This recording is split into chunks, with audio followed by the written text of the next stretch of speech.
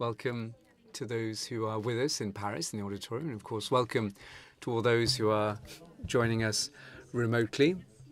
Thank you very much for your attendance. My name is Stephanie Leronas. I work at the AFD as a research director, and it's my pleasure to host, alongside Benjamin Correa and Gyoku, this book, Africa in Commons. And it came out last year, and it's the root cause, if you will, of this event. So we're delighted to see you. This is a tricky matter, I think. All those working on commons, what are the public endeavours that can foster the commons? In other words, how can we hook up together the commons on one side and public players on the other? Now, we wanted this event not to be only focused on Africa, even though this book is devoted entirely to that continent. You'll see we'll also have light shed on France.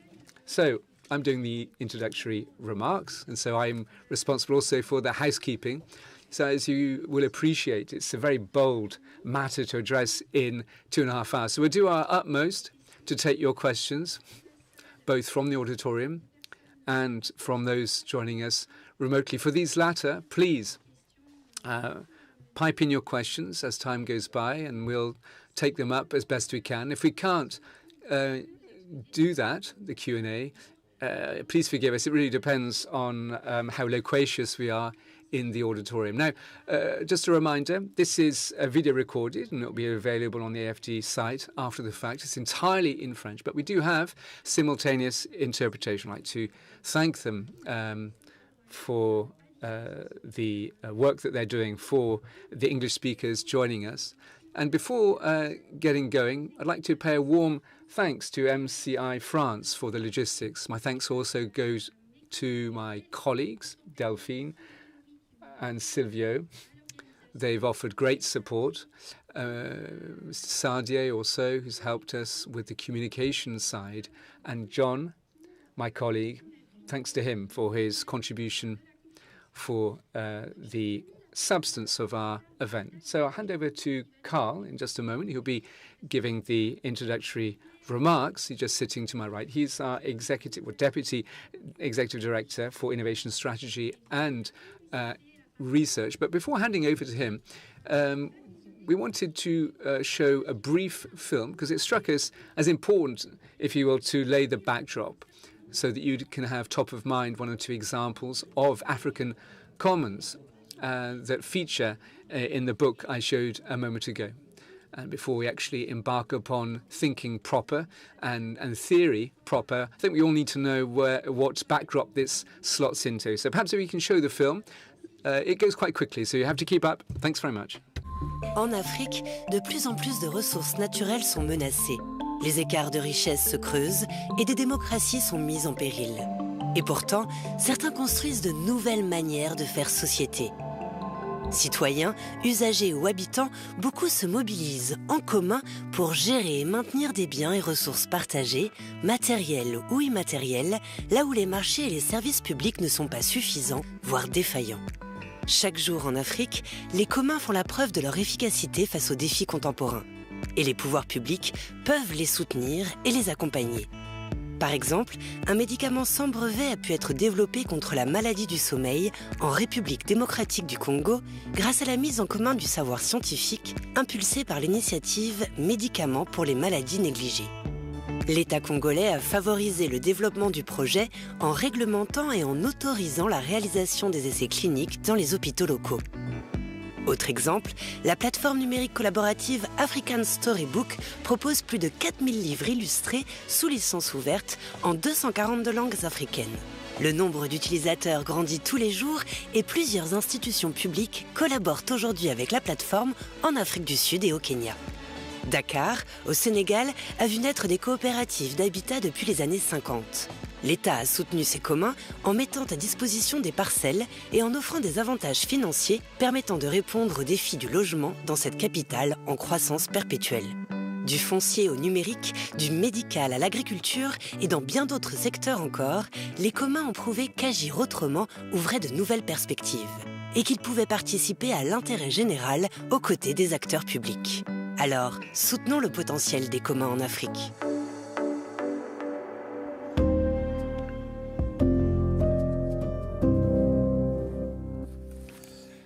Merci. Thanks very much. A fabulous introduction through that film to lay out the objectives of our event. And we'll be discussing the findings of this book, Africa in Commons. Came out in 2023, as Stephanie said, AFD, World Bank, which is available on the World Bank and the AFD website. Now, with Stephanie, and who works with Helen Jufelkit's team. Unfortunately, this latter didn't want to share her virus with us today. I'd like to thank her, therefore, for everything that she's done. And we also have online Gweku Obin, who's responsible for farming at Liamoma. We have about 20 or so writers coming from the activist university field. So as this film bore out, the initial and rather modest stance was to show how the African commons had flourished in various fields, earth, natural resources, as we saw, but also urban environments, digital, and the knowledge spheres. So of different sizes and shapes and sizes, and tangible, intangible assets, and AFD and the World Bank sometimes find it difficult to properly understand and to provide support to these endeavours. We're more accustomed to supporting institutions, private key players, according to mainstream cooperation modalities. And we also saw in the film these commons are sprouting over and beyond markets and the states by drawing up their own rules for modus operandi. Now, thinking about commons is nothing new. This takes us back to the 1970s, 1980s, and the works by Mr. Rostrom and the Bloomington School. But we're seeing it receiving a fresh dynamic given the societal backdrop these days. So this resurgence plays out in two fields, academic, thinking and debates about what commons involves. We saw that in the film, and AFD has offered a contribution of that. I'm not going to be too lengthy, but a few years now. What has it been, about 2006? Yeah, 2006, so about 10 years, give or take. We've had a research paper on food as a common good, nutrition, therefore. Benjamin Coriat made a contribution to that. We also have water scarcity in Mediterranean. Access to power as well. That's interesting to make a distinction between, participation of the user and mobilizing the collective about defining services and usages that you might not spring to mind normally in this public authority framework. We also have this, which has emerged in 2019. We saw that in the film. And then two significant papers, very topical, about water and urban commons through the prism of gender. I see Serge actually is in the auditorium, and biometric analysis cross-pollinating gender and the commons. So academic papers, on the one hand, which detail this resurgence, but also an activist dynamic with language designed to protect items being encapsulated by the private sphere.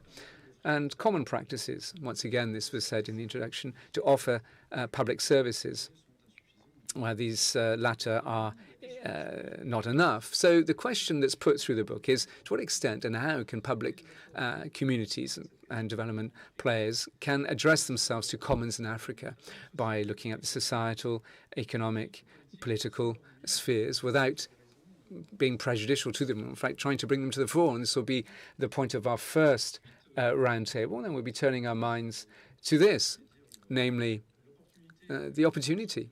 This is very timely, the emergence of this book, given what's going on in Africa, which prompts us to think about public action differently.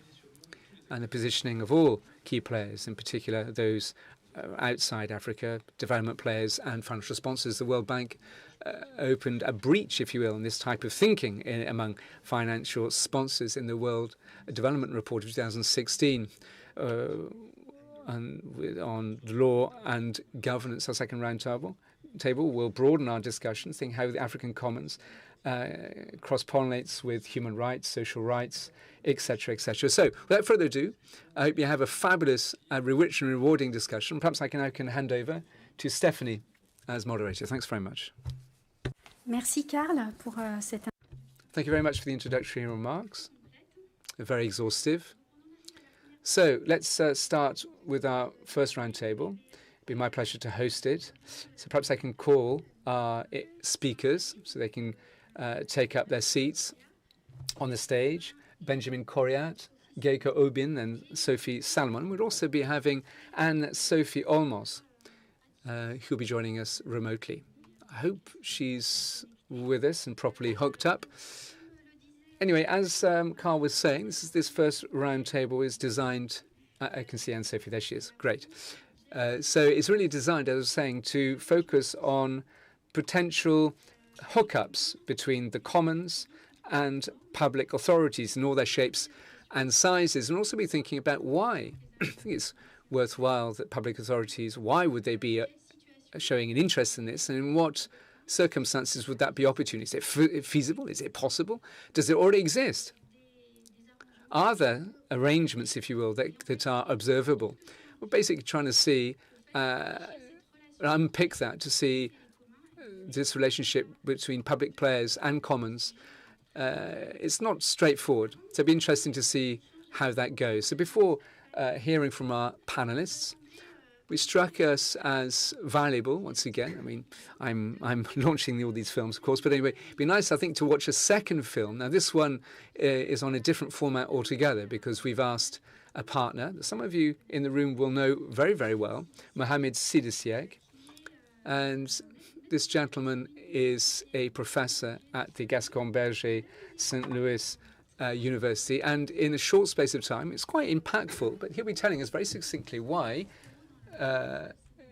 in the Senegalese river valley, why are shepherds and what have you so important, and why public authorities have shown an interest in those commons, and what instruments had to be deployed to make those commons safeguarded. La terre et des ressources naturelles dans la vallée du fleuve Sénégal. On parle de la terre et des ressources naturelles qu'elle porte et qui sont gérées de manière collective dans le cadre de dynamiques communautaires. Donc nous sommes en face d'espaces ressources qui sont exploités pour l'élevage, pour les cultures, pour la cueillette, pour la pêche, etc. Du point de vue foncier, les terres sont contrôlées par un certain nombre de familles. Mais il existe des mécanismes mis en place dans le temps qui permettent aux familles qui ne possèdent pas la terre d'y accéder. Donc nous avons des espaces ressources d'une part et nous avons d'autre part des formes de redistribution de droits d'usage qui permettent aux non-possédants d'accéder à la ressource. Il est important pour les acteurs publics de reconnaître et de sécuriser les communs. Parce que les communs traduisent une vision de la société sur elle-même et dans ses rapports avec les ressources naturelles. Lorsque nous sommes dans la vallée du fleuve Sénégal, où plus d'1 million de personnes se reconnaissent dans ces communs, il est important de les reconnaître, de les sécuriser au risque de créer des conflits qui peuvent compromettre les politiques de développement. Et je crois que ceci commence à être compris dans la vallée du fleuve Sénégal, dans la mesure où il s'est développé des mécanismes moins dirigistes et plus ouverts au dialogue qui ont permis, entre acteurs publics et population, de mettre en œuvre un certain nombre de dispositifs qui reconnaissent et sécurisent les communs. Ce sont les plans d'occupation des sols, ce sont des conventions locales, ce sont des unités pastorales, etc. L'exemple de la vallée du Sénégal peut être inspirant, notamment en Afrique de l'Ouest, pour 2 raisons principales. Dans cette zone soudano-sahélienne, les sociétés fonctionnent sur le même principe de gestion collective des ressources naturelles en commun. Deuxièmement, beaucoup de ces pays ont mis en place des politiques de décentralisation qui responsabilisent les collectivités locales et les populations. Aussi, lorsqu'il existe des communs qui sont reconnus par les populations, il est préférable de les reconnaître et de les sécuriser plutôt que de les nier au nom d'une législation moderne ou d'un dirigisme. Mais à l'exemple du Sénégal, ce processus de dialogue politique et d'ouverture doit s'inscrire dans la durée parce qu'il faut vaincre souvent les réticences des autorités déconcentrées ou des services techniques déconcentrés. Il faut également renforcer les compétences des collectivités locales en matière de gestion des ressources naturelles et renforcer les compétences de l'ensemble des acteurs à la base pour permettre qu'ils s'engagent en toute connaissance de cause.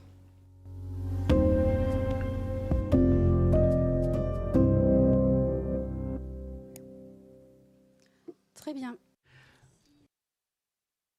Pour la vidéo, alors par rapport au sujet qui nous intéresse aujourd'hui, enfin sur cette table ronde, qui est vraiment la question des arrangements entre les communs et les acteurs publics, il me semble que Mohamed Sidisek nous dit des choses déjà qui sont... So, if we could discuss some of the subjects that Mohamed Sidi has talked about, the commons in the river valley of Senegal. He also says that this securing can go against public policies, modern public policies, which can also legitimate other approaches, the exclusive property over land. He also says, thirdly, that it could compromise development policies, and this is why AFD is represented in this panel discussion. And he also says, and this is also important, this is related to the process, it is possible to find arrangements, but that is time-consuming. And the notion of time is central in supporting the commons. So without further ado, I'm looking at Mr. Benjamin Correa, the Professor Emeritus of Economic Science at the Sorbonne University in Paris North. You've been working for many years on the Commons. You are one of the major authorities on the Commons in France. You coordinated and authored many works on that subject.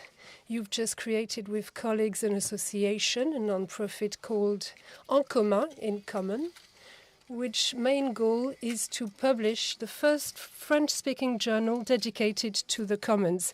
You also coordinated this work, and you have authored many chapters of that work. One first question for you, Benjamin, and for those who are not fully familiar with the notion of the commons. As Carl was saying in his introduction, the commons can include many things. There's a lot of literature, very diverse literature on this topic. To avoid putting everything in the commons, maybe let's specify what we are talking about. Yes. Thank you for your invitation, first of all, and thank you for this first question, which is relevant indeed. 15 years ago, when we were working on the Commons, there were only a few of us. Nobody knew what it was. And today, everyone wants to tell us what the Commons mean. It is used and talked of in many places. And this is one of the objectives of our association, to provide a specific vocabulary of the Commons. The Commons, what does that mean? Well, three things in particular. First of all, it is a resource with a shared access, meaning a resource which is not private and which anyone can access. So that's the first thing. Second, it's a series of people or communities that can have access to that good. They have rights of uses. They can sample some of that resource, disseminate some of that resource, but they also have obligations, duties related to that, and that's very important. They have to preserve the resource.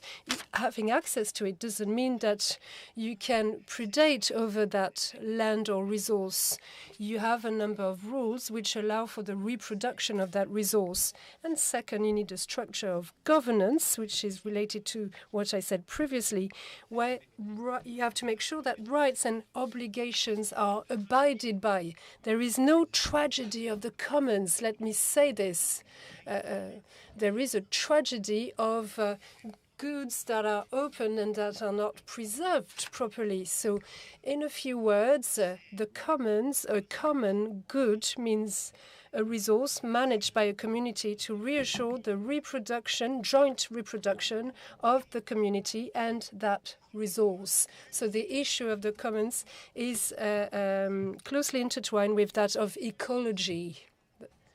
Thank you. So for those who don't know about the tragedy of the commons, this was mentioned or coined by Gerhard Etardin in the 60s, and he would say that any resource considered as a common good, which had an open access, was doomed to be overexploited and was doomed to disappear. So you've just mentioned that link between the commons and ecology. Why do public stakeholders, why should public stakeholders be interested in the commons, and what type of commons are we talking about here?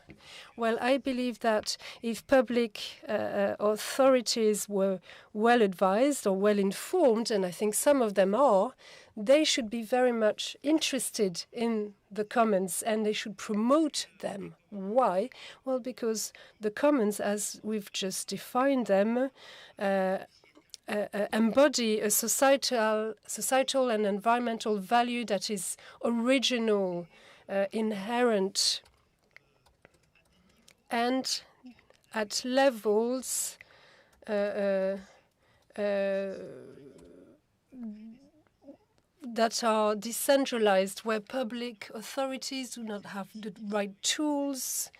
So you have to promote a citizen-based approach. So public policies don't have access to that.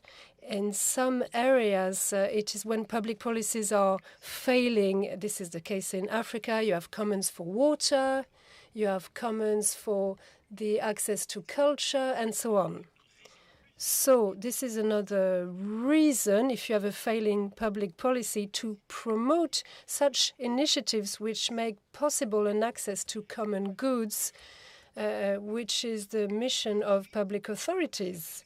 And then this access is possible through different forms, various forms, deliberation between citizens, for instance. This creates social links, social value, and social peace. And public policies public authorities don't have access to that.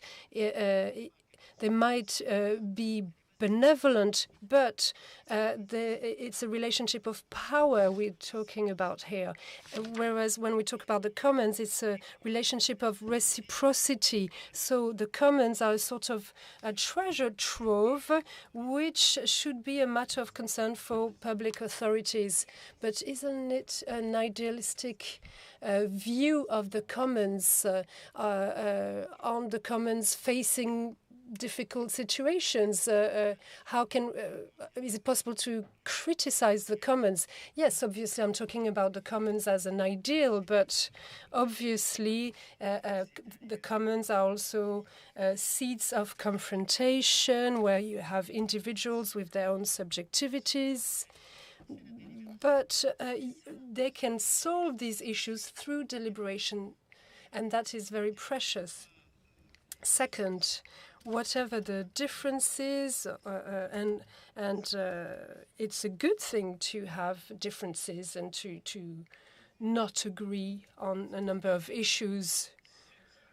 what brings together all of these commons is to make useful resources and to have a concern for the environment, but also for future generations.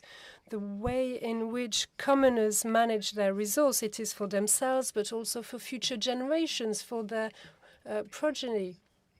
You have commons of fisheries, of fishermen who have defined rules for centuries. And if they stop abiding by those rules, their children will not be fishermen themselves. So I'm not being idealistic here. However, the way the commons operate, in spite of contradictions or through those contradictions, these are social forms that are amazingly rich and that are very important for the future. Thank you for that contribution. We'll come back to you with different forms of contributions with public stakeholders. Looking at our next speaker, an entrepreneur, a digital entrepreneur, Gyako Aubin. You founded in 2014 the Baby Lab, baby to refer to Abidjan and not baby. And you co-wrote the chapter 4 of this book we mentioned on urban commons. You will see it in this document. You have many examples of digital commons. Could you tell us in a few words what the Baby Lab, how it was created and to meet what needs? Well, thank you very much for your interest. We started in 2014. I was still working in a company in geolocation and I had a thirst for knowledge, a growing thirst for knowledge, and I was using the internet at length to learn even more. And in that process, through the École des Mines in France, I discovered the concept of a Fab Lab, what it meant, what it was. And after attending some classes at the École des Mines, I wanted to replicate that model in my country. So I brought together a number of IT people working in the telecoms industry for the most part, and we created the first Fab Lab in Côte d'Ivoire. It was difficult for us to express ourselves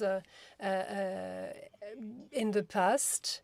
And in my own community, we had a specific space. I negotiated with my family, and we created this Fab Lab in a very modest courtyard. And this is how we created the first Fab Lab in Côte d'Ivoire. We didn't have any resources to start with. We needed to attract or create resources. So first, the idea was to collect computers within companies or individuals. And these computers were destined to be thrown away, but we would recycle them or repair computers in order to use them for this Fab Lab, and also to collect some accessories to build new computers from everything we collected. So we created a first room with about 10 computers. It was a large process of recycling using different youth from the neighborhood, young people who helped us. We created digital co-creation workshops, and this is how this idea of the Fab Lab started.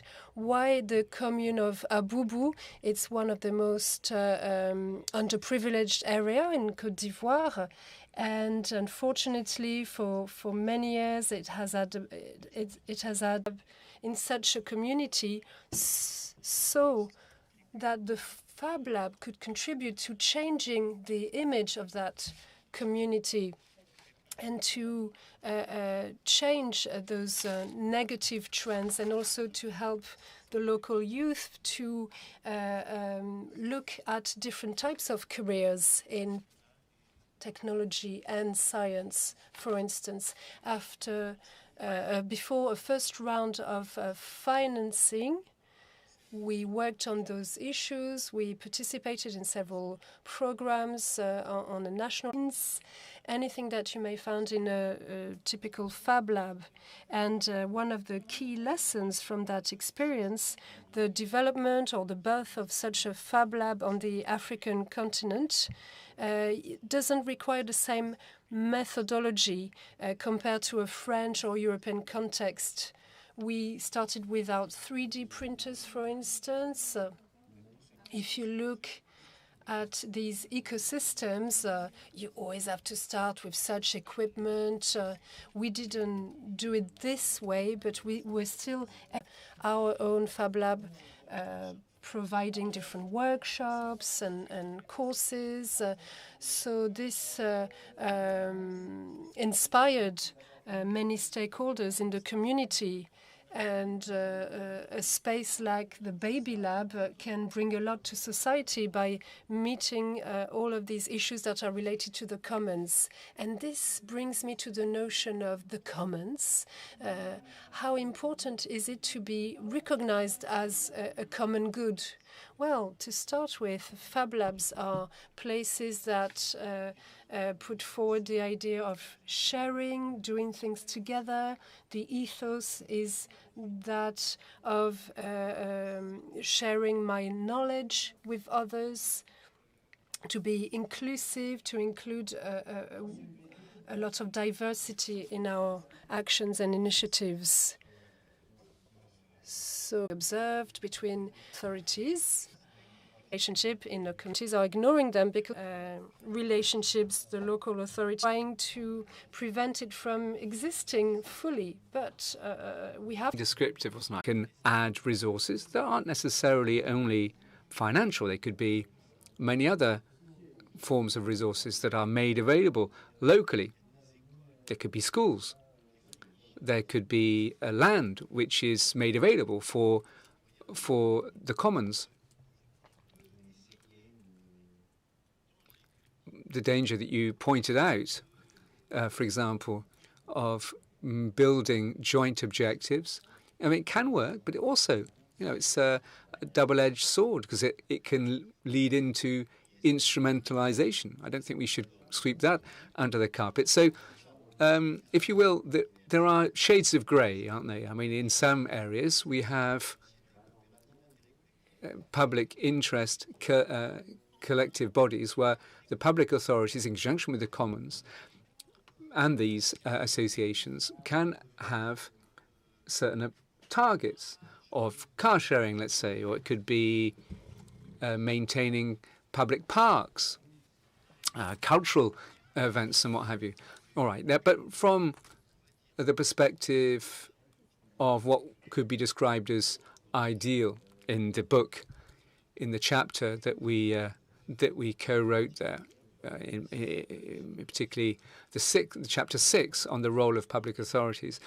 Here, I say we, because of course we did it together, I say we, but therefore we went down a twofold track, because we were saying what would be the most desirable would be that the state, the public authorities, operate as facilitators, but also as contributors. So as facilitators, that would mean that the state, local authorities would create resources and make them available to the commons. Now, I'm not talking about specific resources. I'm talking about broad-based resources. So create the conditions by which the commons and these communities can develop. So this could be, I don't know, online data.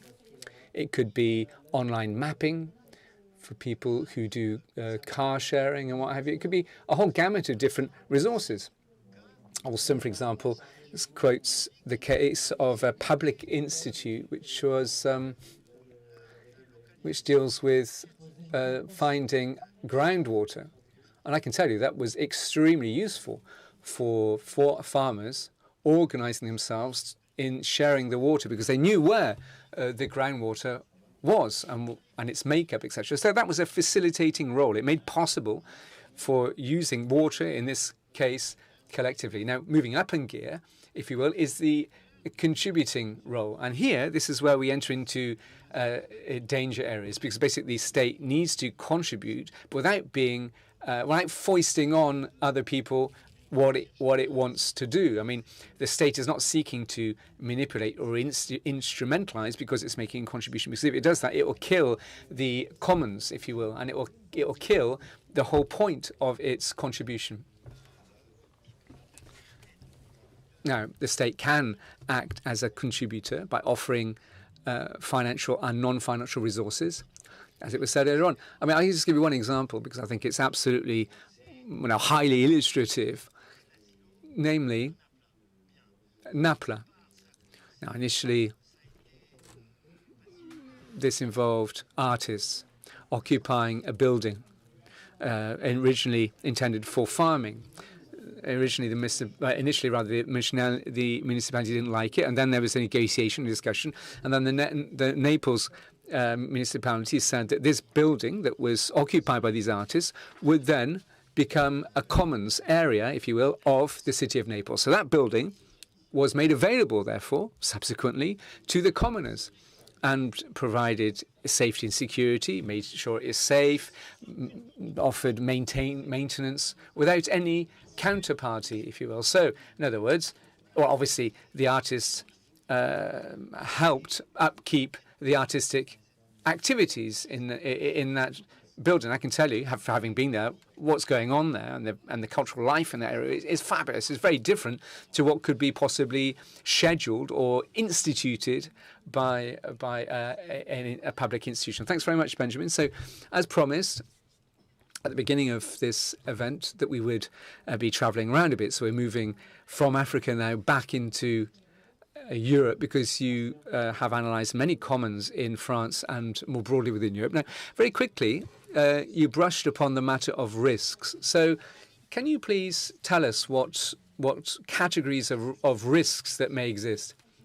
Yes, it so happens that Ostrom herself, I mean, one of the chapters, which is very well known, covers what's called the design principles. In other words, what provides structure to the commons. That's well known. But she also wrote another book, another article rather, called the threats that weigh down on the commons.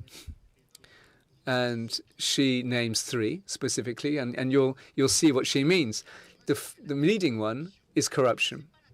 Now, it's not corruption in the vanilla flavour, if you will. You slip banknotes under the table. It's more subtle than that. It's the idea that people who are in the commons are understanding the word because basically they've modified their raison d'être by becoming an encapsulator of resources, a capturer of resources. That's the first of resources. That's the first bias, if you will. This is something you mentioned yourself. This is blueprint thinking. Now, what does this mean? Well, it means that you are thinking in a very standardized fashion, and as a public authority, irrespective of who you're speaking to, you're foisting standardized approaches in order to meet a request, to report on what you're doing and what have you. Obviously, the commons and the commoners disappears altogether. It just is totally eclipsed because all the bubbling up of creativity and the ability to talk together, discussion and what have you, is just nipped in the bud, really, by this blueprint thinking, as it's termed. And so the commons simply die because they're normalized to death. They're smothered, if you will, and their light is extinguished. And then lastly, there's the simple instrumentalization, if you will. In other words, there's a capturing, an ensnaring through a tender process.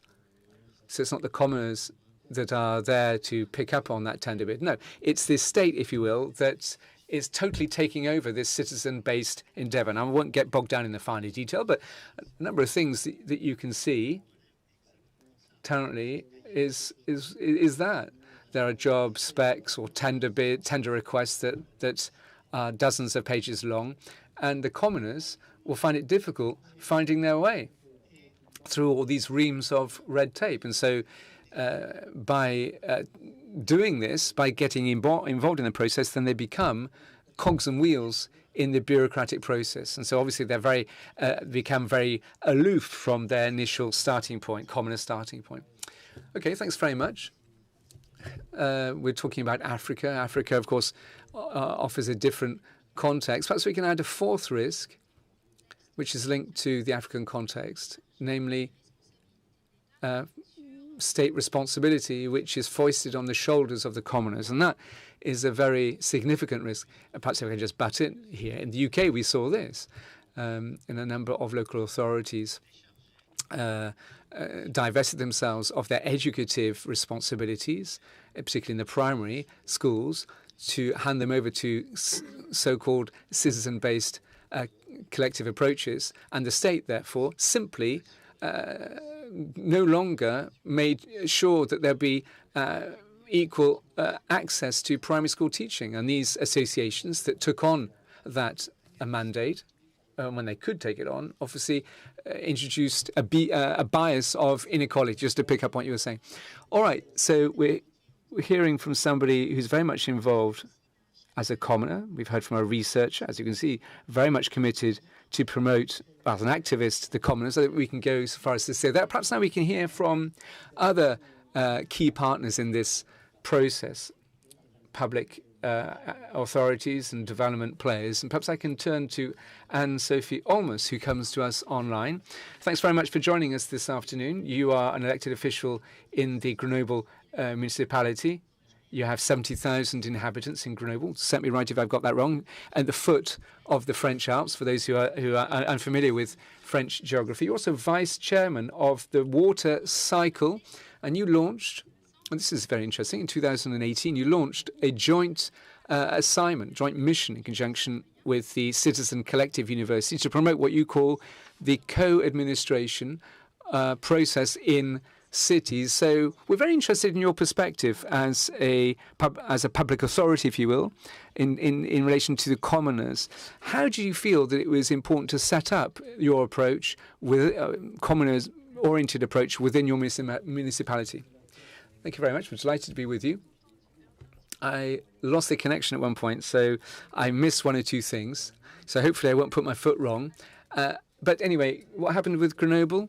I was elected in 2014. 2017, I went to see my mayor and I said, right, listen, Eric, it'd be quite good if we set up a joint mission, because it would be a source of hope, I would say, to address environmental and ecological and community-based concerns, while also getting involved with the local communities. So there was three political avenues there. We wanted to connect this approach with the history of Grenoble, which is very much linked to solidarity-based economy. The first mutual in France emerged there, first family planning centre, etc. So we have a deep-seated history that we wanted to leverage. And obviously we wanted to have commoners linked with Grenoble, but also more broadly. And we wanted to also leverage joint practices within our own administration, because there were one or two in the day to speak of. So we looked at what could be done management-wise, legal apparatus, economic model, the natural common goods, etc., etc. And then very pragmatically, let me just give you one or two swift examples. And we offered significant support for an approach designed to do this. We asked our public services to accept local currency for payments.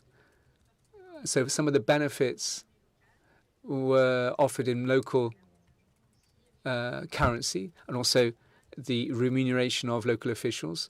And we went nationally to make sure that regional authorities could pay locally in local currency. We also turned a delegation of public services into an SIC revolving around a concert hall. We did that with cultural associations, by the neighbours in the vicinity of that music centre. It's important to have the neighbours involved, so we set up something that would be rather original for that neighbourhood. Of course, we also use free or open source software, and we built up agreements with what had been thus far squats for occupancy, formal occupancy, and also open work sites. What does this mean? Well, it's local inhabitants. Well, at the foot of a building, for example, you might have 30 or so inhabitants saying, all right, we've got a project here. It'd be good if the municipality could fund it. And then the elected official will say, well, this is all lovely, but we don't have money for this. This is not part of our priorities. This happened once, twice, three times. And then under pressure, the elected official will say, OK, this is good. All right, let's do this then. What we can do, we can take our resources, we can ask our officials to help you and possibly also teach you, for example, how to revamp a basketball court or what have you. And then altogether, that's what they did for a 3-week period. 15 or even 20, even 30 inhabitants were involved in some cases, and they did that in 3 weeks flat. And I can tell you, they were really, really happy with the end result. And so that's a worksite, in inverted commas, opened to the public, started in 2017. Now we've got 100 or so up and running in Grenoble. Thanks very much for your examples. Now, what stands out, in fact, what you're saying is this.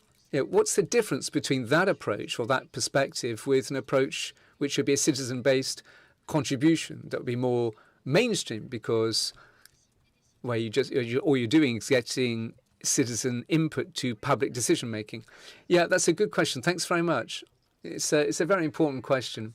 Earlier on, I said that commoners are addressing themselves to the sustainability resources, but also sustainability of the living world, while also thinking about reappropriating their local environment. Of course, that you've got your hands in the earth, if you will. That's one thing. But in a participatory democracy approach, it goes beyond that. So what we try to do is I find no better way of doing this, a governance, if you will, that would be the most effective in preserving the living world over the long term. When you're looking at the standard tandem public-private spheres, what you generally see is that that management mode can change from one elected official mayoral team to another. I mean, if the entire team is ripped out after elections, well, then the entire endeavour is ripped out. But when the local inhabitants are very much involved, well, it's much more difficult for the new elected team to unravel things. So participatory democracy also is part of that. But we need to make sure, and here we have a common point here, is that the more you get used to this approach, the more you get used to doing it, and more difficult it is, as I say, to unwind out of. Now, the commons have certain demands: sharing, cooperation. Brazilians have been doing this for a while, and they were telling us in the day, I remember, all right, but when we do a budget, let's say, we need to imagine that local inhabitants has got a project that differ. But with joint budget, you might say, okay, here's the budget, and you can vote to see which is the best project. So participatory democracy is not necessarily in cooperation, but in competition. I'm not sure that's really what we want to see emerge. Thanks very much. So this approach then, this philosophy, is it shared right across the local authority, or are you a small group of fractious French, if you will, that are setting up this commons-based approach designed to show proper respect to resources, sharing, and the commoners? Well, the commons approach, if you will, is very difficult to have people understand and even share and disseminate. In fact, I dropped it at one point to be able to raise the flag with those letters burnished across the cloth. So the people that I've been working with since 2017, our approach is now try to provide support to other divisions in the local municipality to try and do things together. So we go to them without saying we'll raise the flag. And same thing with our elected officials, if you will. I think we've had this new stance, so we want to be in the facilitation approach to provide support for what local inhabitants are doing, rather than being rather paternalistic, if you'll forgive the term. Well, we're going to tell you how it is. This is what's going to happen. It's better for you. Things need to be managed in this way. You can give your view, but we'll still do as we see fit. I mean, it's a bit of a caricature, isn't it, what I'm saying? But anyway, we're in a facilitation approach rather than that. And I think this is what the other municipality elected officials sign up to. This doesn't necessarily hold true with other echelons, like in larger conurbations or with other opposition parties who may be frightened. How can I phrase this? It might seem that we're taking advantage of local inhabitants' unpaid work, so to speak. What about citizens involved in all of these approaches? What do they think about that? Well, for the shared work sites that are open to citizens, as opposed to more conventional participatory approaches, we had more women and children involved in those initiatives. So we were very happy to share that more widely across the population. It is easier in that type of initiative where you do things together, collectively, as opposed to other initiatives where that are more vertical, with more men involved speaking to an audience, for instance. We're using increasingly more cooperative approaches based on the Charter of Bologna, for those who know it. This is what happens in Italy. So we are trying to replicating those approaches, and we will also endeavor to assess all of these approaches because it's quite recent, working with commons, and it takes time to appreciate the impact on the local population. Yes, and one question which is more serious, so to speak, the issue of tools. As local authorities, you have a series of management tools that are imposed upon you, which may not promote the work of the commons. How do you adapt these tools to the requests of commoners? We've seen it with our former speaker, Gyako Aubin, who said, let us do what we need to do. And also we addressed that topic with Benjamin Corrien. How do you grapple with that? Well, yes, it is very challenging indeed for those work sites open to citizens, where local authorities are used to using contracts via procurement offers and projects with different subsidies. In our projects with different citizens, inhabitants, this wasn't based on a specific agreement. So we tried to put up a system of cooperation so that we could work with local inhabitants, without using given structures such as non-profits, associations, and so forth. So sometimes we work with legal advisors, lawyers. We were supported by the 27th region on these different topics, legal advisors, to develop what we wanted to invent.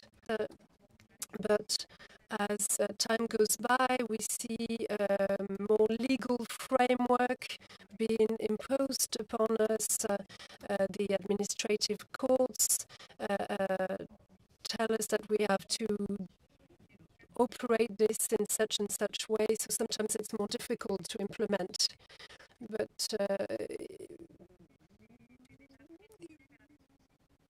we have an approach that is very much based on tools, so we had to really come up with new ways of doing that, of working together in common.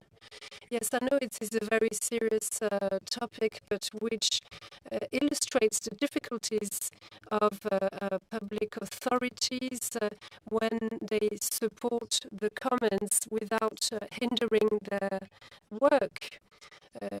We talked in our introduction on commons-based approaches, which refers to how public authorities can challenge themselves to better support the commons and commoners.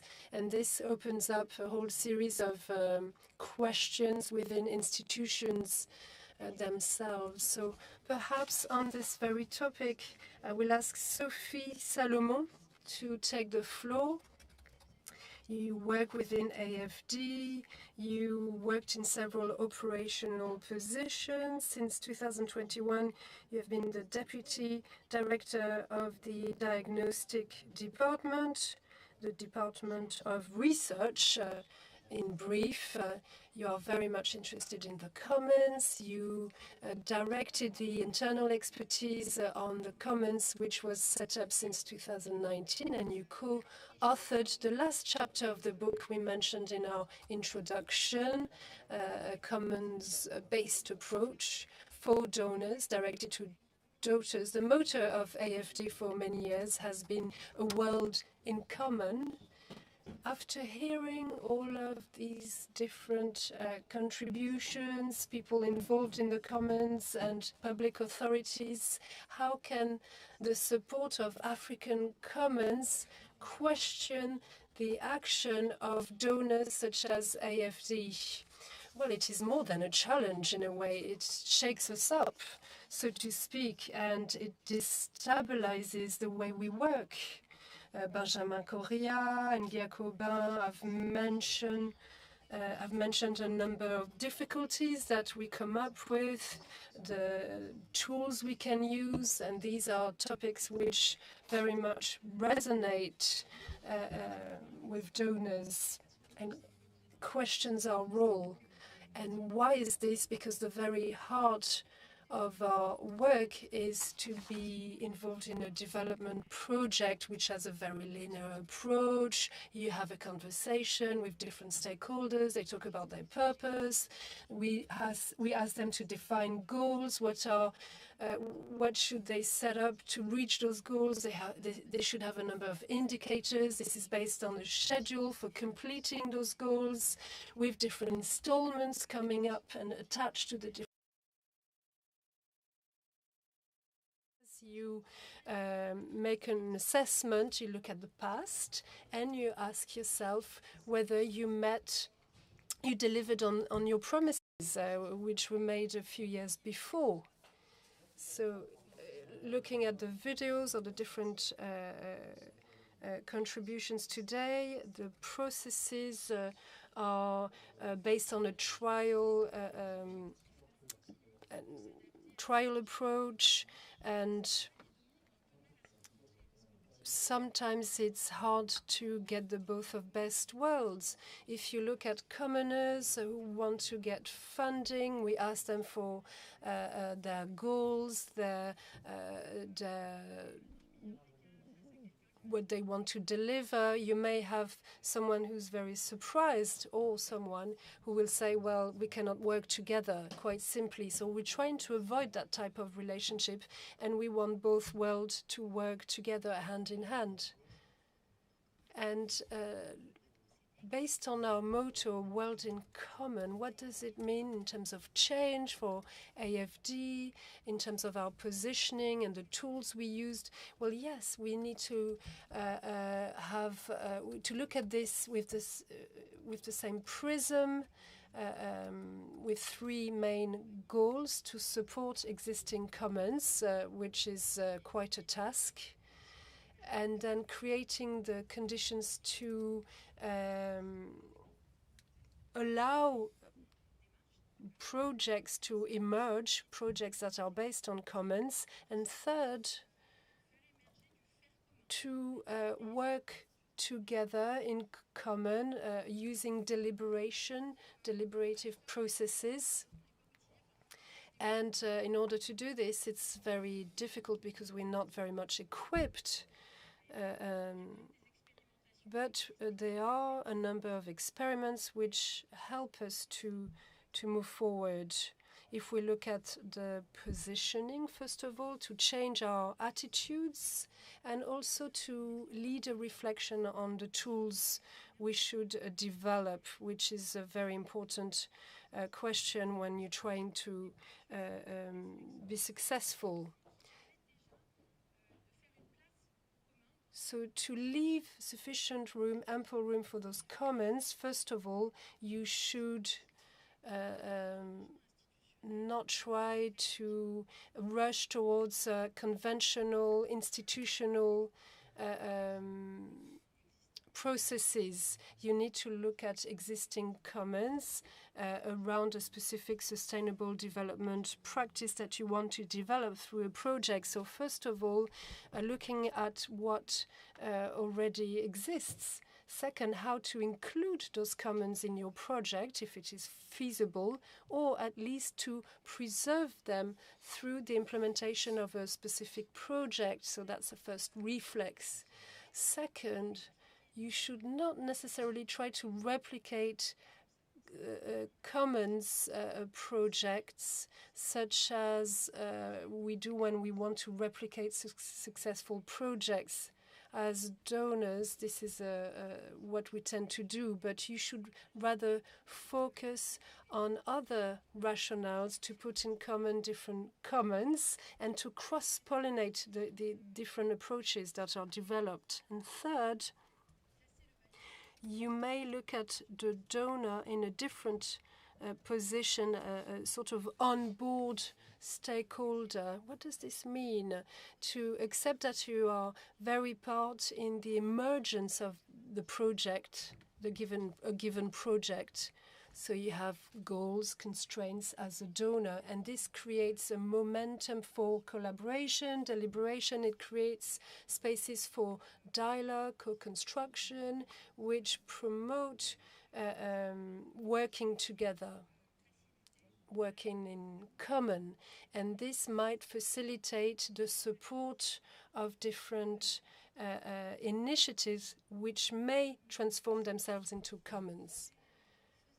Is that feasible at the level of the AFD, this type of program, or in other words, to what extent are these commons a true opportunity for the French Development Agency?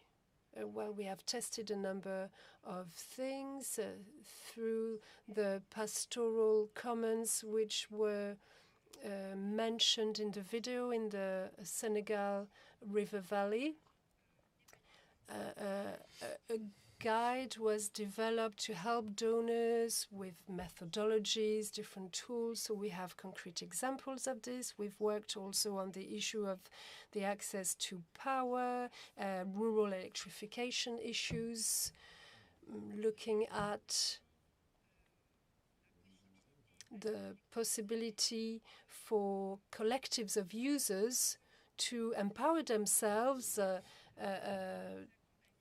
in different public services or public services delegation, with different ways of approaching that. Why is it interesting for us to do that, to develop that? Well, when we look at the commons, it's a source of inspiration. First off, it is a way to come out of that public-private dichotomy. If you look at the medication which was developed for neglected illnesses, it is a way to come out of blockages, sticking points, and the need to invent a way to give access to drugs, to medication for specific illnesses when there's no profitable market, given the population that need those medication the most. So you move beyond conventional mechanisms, and this opens up new spaces for collaboration. And in addition to that, how to support the commons. Why should we do that? Well, it allows us to transform specific projects which has an important impact on the stakeholders, and this is fundamental for an institution like ours. Thank you, Sophie. Now, I'm looking at our activists and major stakeholders in the commons processes. Does this give you hope? Well, yes. If you're asking yourself questions and you're developing a reflection, well, obviously, this is a good starting point. But you should be mindful of the time. If you take too much time to reflect on your processes, you are hindering the process in the field. On the ground, it's very dynamic, it goes fast. It's a fast-paced environment, so we may develop different approaches.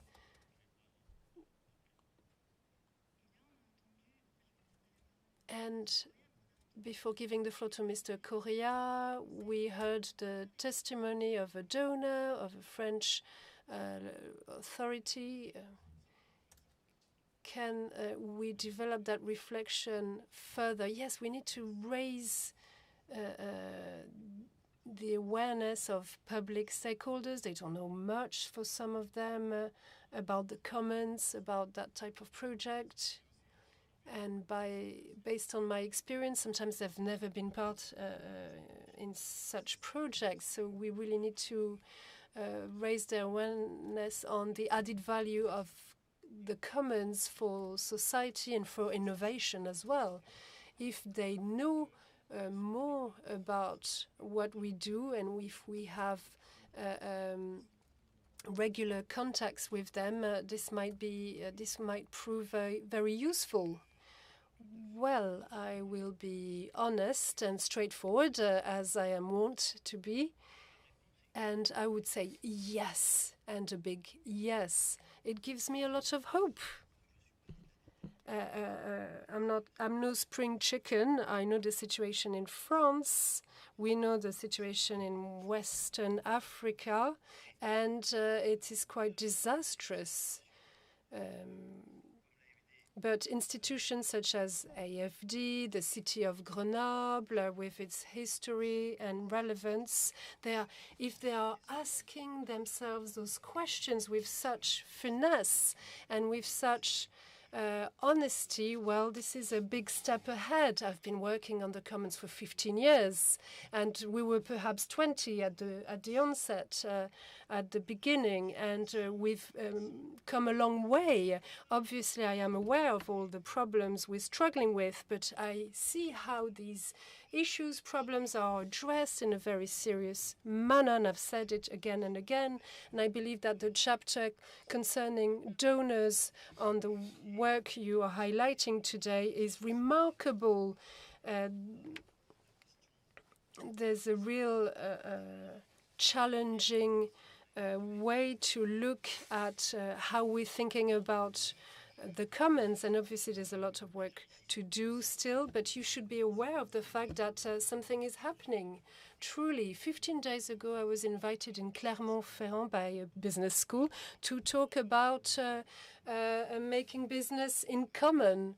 It seemed interesting to me to be invited to talk about that. And when I arrived there, I realized it was a national meeting involving business schools and to manage differently than what we are doing today. And obviously, I've talked about the commons, about my experience, and it was a huge success. And this doesn't come from me. It's a social request in a way. So I'm very aware of the difficulties we're facing, but I think we're moving forward, and I think that we've built a series of milestones, and this makes me very optimistic. All right, let's move to the second round table about social demand in Africa. Can we talk about this in an African context? Before we move to our second round table, we've got about 10 minutes in front of us now. Q&A. I mean, or Sophie, would you like to add anything? Okay, well, let's hand over to the auditorium for our Q&A. So please, don't think twice. Raise your hand if you have a question for the panel.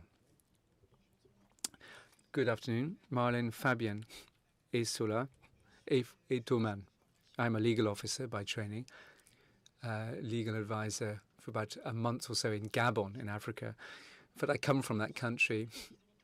But I reside in France, but I'm about to return to Gabon because I've set up my legal firm in Gabon. I was Sciences Po, law school, and business school. That's my trajectory. But I'm delighted to be part of this event today, despite problems, constraints that I've had to actually reach here logistically. I'm delighted to be here because the last time I actually was here dates back to 2019, and I think, at the time we were already thinking about how to think differently about development financing in Africa. At the time, there were unfortunately one or two activists who were rather anti-French, who came across it as such and said that, well, the French Development Agency is providing a huge amount of funding for politicians, public politicians in Africa, unfortunately. And, we don't see the findings emerge and the monies arrive on the ground. So I just was wondering whether it would be possible to fund endeavours directly that you can control. Because, at the time, we were told that there were matters of sovereignty, which meant that the AFD couldn't constrain states. And once states had received monies, these monies were earmarked for a certain project, but there was no control that could be done on the states. Anyway, we put forward a request, but the initiatives of the commoners today to see that we can have a bilateral approach with these local associations, which means that what we can say in the discussions that can be mooted can now go directly to the beneficiary. So hopefully AFD now can have support materialize for these commoners, because what you often see, I'll finish on this point, I'm sorry, I'm just talking about my particular environment. When you get this process that's just been laid out by Sophie, once you get that, it's difficult to have them materialize according to some factors that some of you have mentioned. So the AFD, have you a certain prerogative in providing support to commoners in areas where the states or the public authorities are an obstacle to the support that's offered by AFD? Right, there's lots of questions in your statement. How to safeguard AFD financing, avoid it being siphoned off by the states when the project doesn't ultimately materialize. How can you force the arm of public authorities, force the hand to offer financing to the commoners and to provide support to these latter? That's two questions. I think I've forgotten the third one. Do apologise because I forgot your third one. Perhaps we can start with those two, though. Sophie, Salomon, I don't know whether you want to offer an answer, bearing in mind that part of the answer will be offered in the second round table. It's not to kick you into touch, but it's just to say that part of an answer to your question will be addressed in the second round table from the political perspective. Now, going to the point about compelling governments or local authorities to finance commoners, I don't think we can compel that at all. In the day, you were told, weren't you, when you previously attended, we can offer best practices if we're requested to share them, but we can't force anybody's hand. But what we can do, and this is what I try to say, we can create those circumstances whereby, there was a feasibility study, let's say. We made sure, what was there, something that could be done jointly, a dynamic, to pick up on sustainable development. And this may emerge in a discussion that you can have with public authorities that are responsible for that field. And so you can see to what extent it is possible to build the commoners in the overall state-sponsored approach, or, if not, at least to make sure at a minima that these local communities won't suffer from these projects. So that offers more visibility, and we can share feedback, and also from one local authority to another. In France, let's say, that maybe want to share experience for a local authority that wishes to embark upon this road. This is the type of thing that we can do, and I think that's a good start. The idea to be in a commoner approach, you want a momentum so that it's long-lasting, that it's duplicated, and that it disseminates. I don't know whether that answers your question, but on the other question about the siphoning off of AFD monies, I'm not quite sure how to. Well, there are mechanisms to safeguard monies. We have operational staff in the auditorium, but we do have financial mechanisms, legal framings to avoid that type of nefarious practice, or at least to limit it. Before taking your question, perhaps I can relay a question from the chat, because this really is a shoe-in to what you were saying, Sophie, about acting in a commoner approach. I can read out. The example of commoner endeavours are small scale, but can we have things on a bigger scale, for example, across a country or even beyond? And perhaps I can add on something.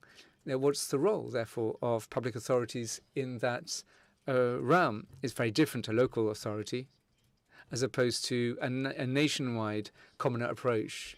A large-scale commoner approach, then? Any thoughts from the panel? We saw the example, didn't we, of the medicine initiative. That's a larger scale than simply a local endeavour, because here you're producing medication for the greatest number of beneficiaries. Have you had time to mull over that? Well, I can offer an answer with the risk that may entail. But you talked about DNDi, didn't you? That example, and medication against sleep disorders. Well, there's a commoner approach there, which is a game changer, if you will. In other words, it's really changed the way that this illness, this disorder, is treated in large tracts of Africa. So here we're talking about vast scale, despite the fact that the DNDi budget, I don't know, what was it? It's about a 10th or a 20th or a 30th of the budget of a pharmaceutical company. Right. So, I don't want to open up a Pandora's box here, but just, there is a major question over water. And there's another one in terms of water as a common good. So what's happening in water captured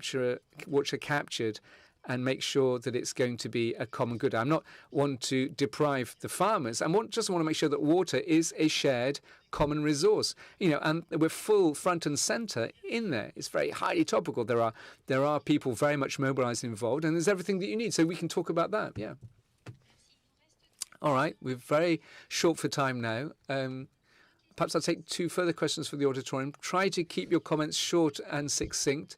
In the chat, there's another question, which is of importance. What's the link between commons and solidarity-based economies? And perhaps I can send that person to the first chapter in our book, because we did try to clarify the roles and the similarities, if you will, between solidarity-based economies and the commoners. This will be very sharp and focused. My question goes to Benjamin. In your introduction, you said that you had launched a magazine in a commons-based approach. That indeed seems a way that you can disseminate grassroots initiatives with a broader perspective. Can you tell us more? Tell us more about the linking up with Africa and how you want to take things forward. Yes, I can do that very quickly. The website is being put together as we speak. Everybody will hear about this very quickly when the website will be put to bed and finished. The idea is that we're many research and activist teams that have been working together for about 10 years or so. Now we want to really go into action phase and constitute ourselves in a not-for-profit. There are many objectives. We want to lead the debate, lead the discussion. Water is a common good. So what does that mean? It's to popularize, if you will, democratize the experiences that we can see, stock take on their needs, their requests, through funnel through the website, which will be very much open, to hook up key partners that are very much involved and able to offer a support to these initiatives being fully developed. And our last objective, which is one that you referred us to a moment ago, Madam, which is about developing a major French-speaking magazine, which will be online, comparable to International Journal of the Commons that was set up by Ostrom, to enable French speakers, right across the world, of course, to enable French speakers to have a free and frank forum to drive forward thinking. We've thought about this for about 15 years. You don't just get up and do it overnight. And we know where we're coming from. A last question, very short. Yes, very quickly. Just wanted to raise the question of water. So it's good that it's cropped up. I admire your optimism because I can see today, Marion, I come from innovation research from that ministry. If you think about to 1964, France was in the vanguard in presenting water as a common good taken up by Europe. And what can we see today? Well, when you think about climate change and the troubles that flow thereof, that target is challenged. The mega basins, for example, how do you capture water locally? Recent statements about the eco fertilizer plan. Now, you talk about governance as an important ingredient. Obviously, the biodiversity, French biodiversity authorities, their work is intensifying. But all this is worrying. The transitions in the offing, climate change, for example, and eco-transition, which are absolutely crucial. Will they be able to draw upon the commons? An answer in 2 minutes? Well, unfortunately, I'm an intellectual. I mean, I stand up by that. So I believe in ideas. So you're describing a situation where we see a treasure trove, this thinking about what a common good actually is. We don't want to exclude anybody. We just want to find a solution and find a long-standing solution. So I believe in the power of ideas. It's not going to be straightforward, quite obviously. But with that focus, we will find a solution. At the end of the day, we're going to have to, aren't we? And we'll find that solution, I can tell you. Thank you very much. Perhaps to round off then on this first round table. Anne-Sophie, did you want to say something? Well, I'd like to. I'll keep it short, because I'm chairman of Water and Clean Water as the vice chair of the Water Cycle Association, division rather, in the municipality. I agree with you. National water policy is not man enough for the matters at hand. Now, the thing is that with all these water authorities, you have user representatives, but they're not in actual fact. These are lobby representatives. So we have the farming lobby, we have the industrial lobby, we have the fishing lobby. We got one or two not-for-profits, FNU, for example, the environmental associations, what have you. I mean, just to say, I can tell you who has the loudest voice, but a citizens-based voice is totally absent. So domestic or household water, that's not represented. And it's a genuine problem. A solution that we've tried to adopt in Grenoble is in our water governing authorities. We've got domestic users that are represented alongside environmental associations and industrialists. But also we have qualified people who can make sure that water is shared more. And this dates back to the 1980s and 1990s. But unfortunately, we don't have scientists involved. And we really need to involve scientists in this governance structure. Now, we don't have a magic wand, but we do try to make sure that we have more representativeness, more a broader commons-based thinking and representation. But I subscribe to your view. Yeah, we're not there yet.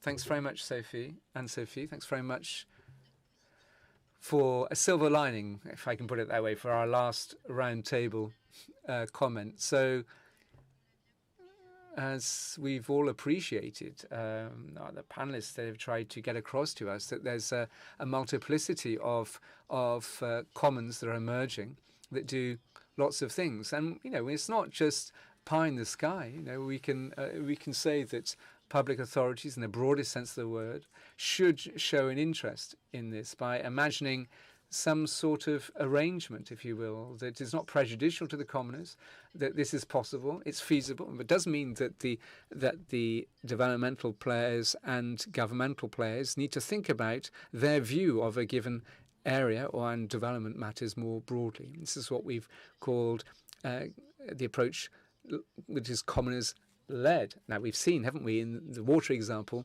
it's simply thinking about that in order to involve notions of partnership, sharing, the collective approach and diversity. Thanks very much, warmly. I think we can give our panelists a round of applause. Thanks very much for all our speakers.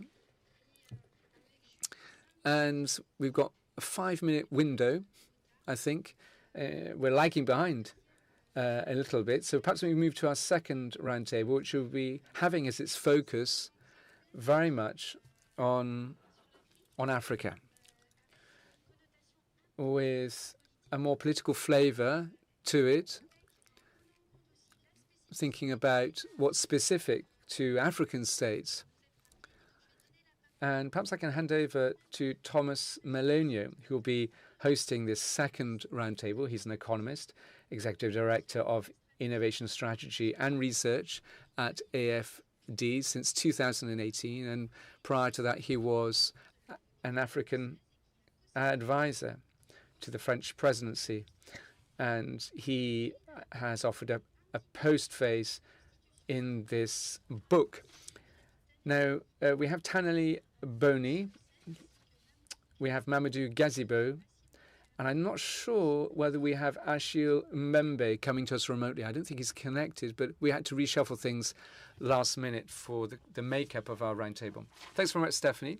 We've almost finished with Victor Hugo, because we had fabulous, impactful ideas a la Victor Hugo in the previous roundtable. But perhaps I can turn to this roundtable to see whether the force or the strength of commons in Africa is where you'd like it to be. Perhaps I can start with you, Taneli Boni. You are a philosopher, a novelist, and an essay writer. You co-signed the postface to the book that we're showing today.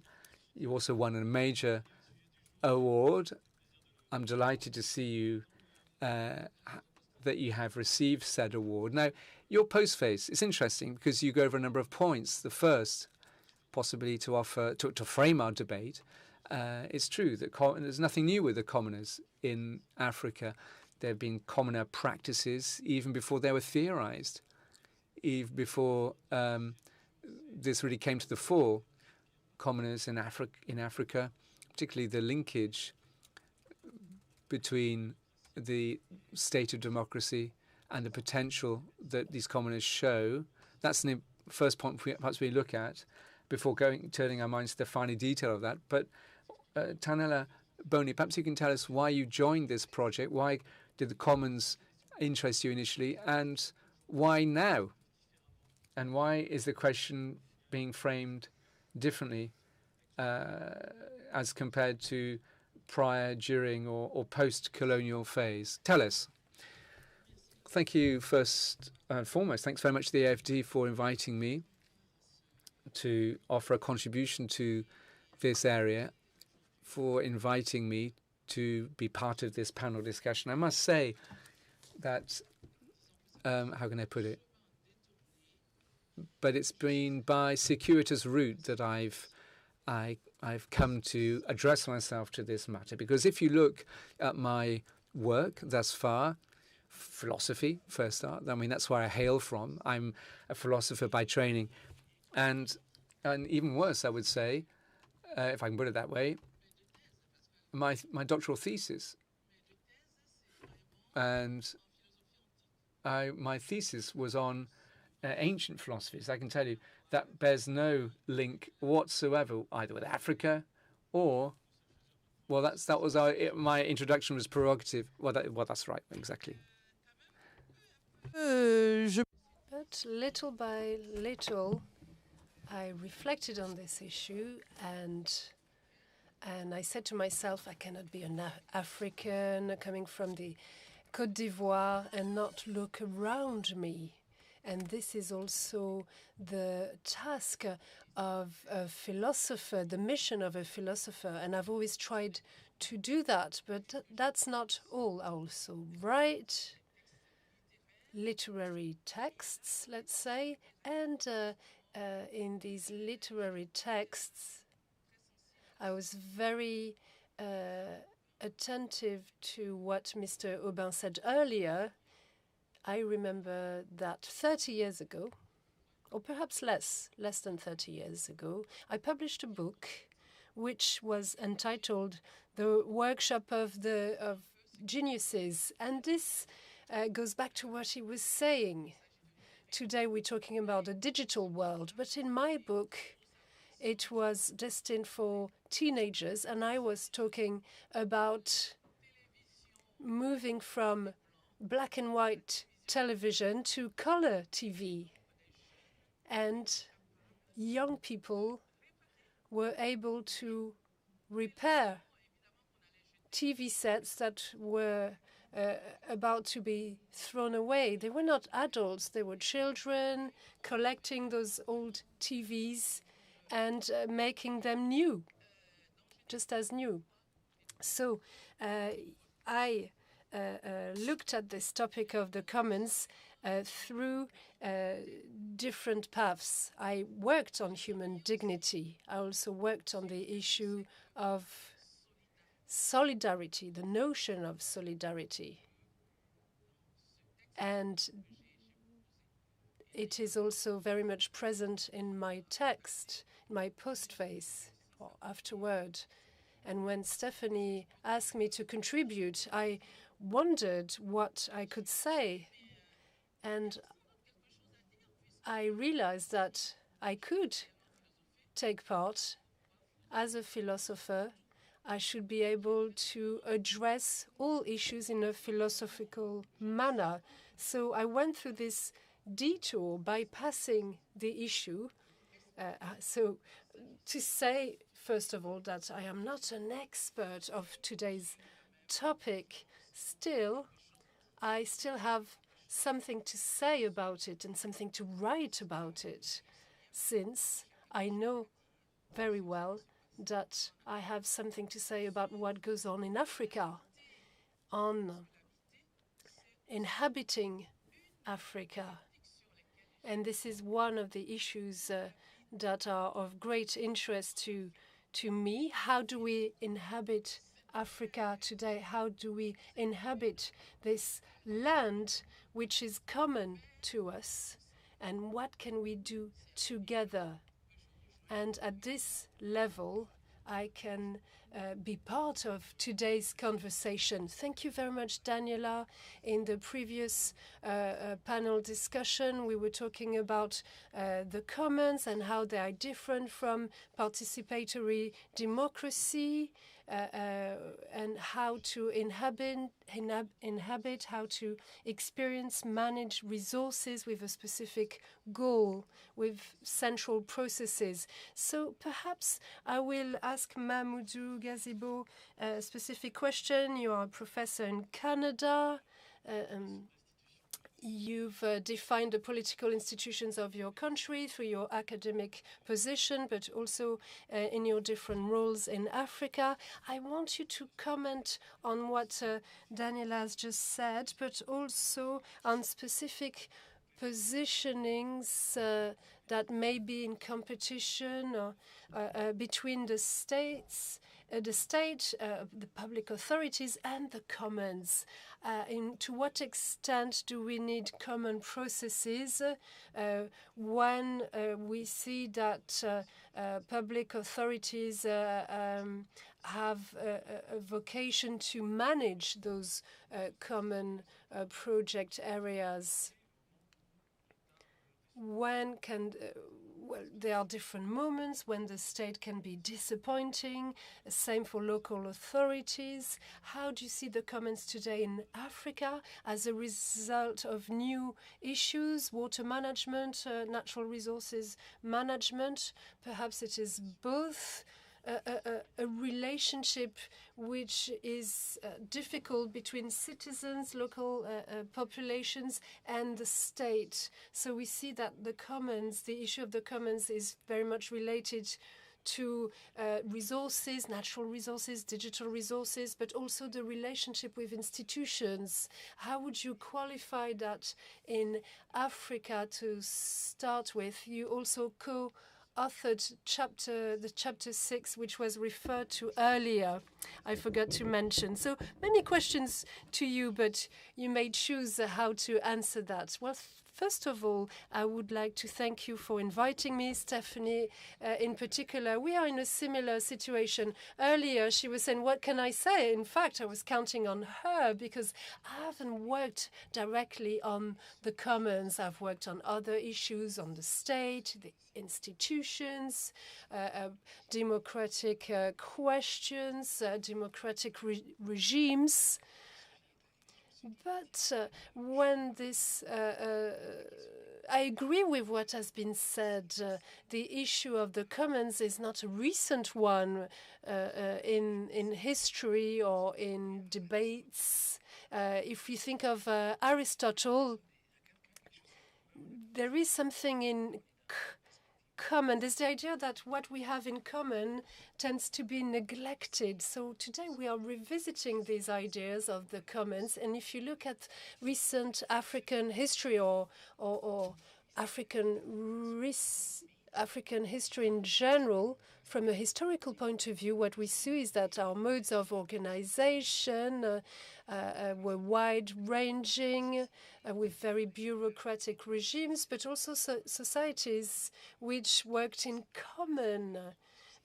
Different societies with ad hoc powers, for instance, or societies refusing the institutionalization of a power because these were places of the production or reproduction of power.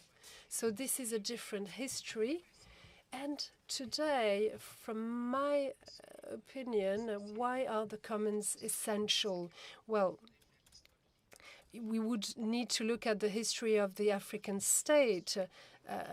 In my lessons, what I say to my students, what would have been surprising and miraculous, given this history, it would be quite surprising to see African states working like European states with no conflicts, where public policies are produced efficiently. Some countries can do that, like Botswana, but generally what we see are states which are in deficit in terms of their capacities to own their resources, to redistribute their resources equally. And in our conversation, we've talked about the commons as substitutes for public action, commons which compensate for the deficit of the state. And from that point of view, we see it quite clearly for all of those who do comparative analysis in Africa. We see that African states have very limited power on their own territories.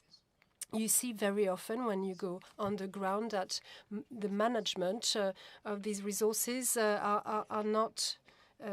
not done by public authorities. Someone said to me once that wherever I see that the state is not present, things work better. It seems that when communities are organizing themselves, they operate better. They can use their own management systems. They can solve conflicts in their own manner and optimize their different actions, initiatives. So the nature of the African state and the deficit of the state show that working in common, developing these commons are important. Some commons are against the state, a predatory state, for instance, which lead to the overconsumption of a resource. You can have commons without the state because there's no state. So they organize themselves to manage this void in a way. So according to the context, obviously the situation is different. Yes, different indeed. And obviously there are domains in which the conflicts between the state and the commons are more likely. In some governing issues, political issues, institutional issues, security issues, these are stakes for which any state, not only African states, but even more so for African states, to let actions develop without any role being conducted by the state. So the state is trying to secure, to control some projects, initiatives.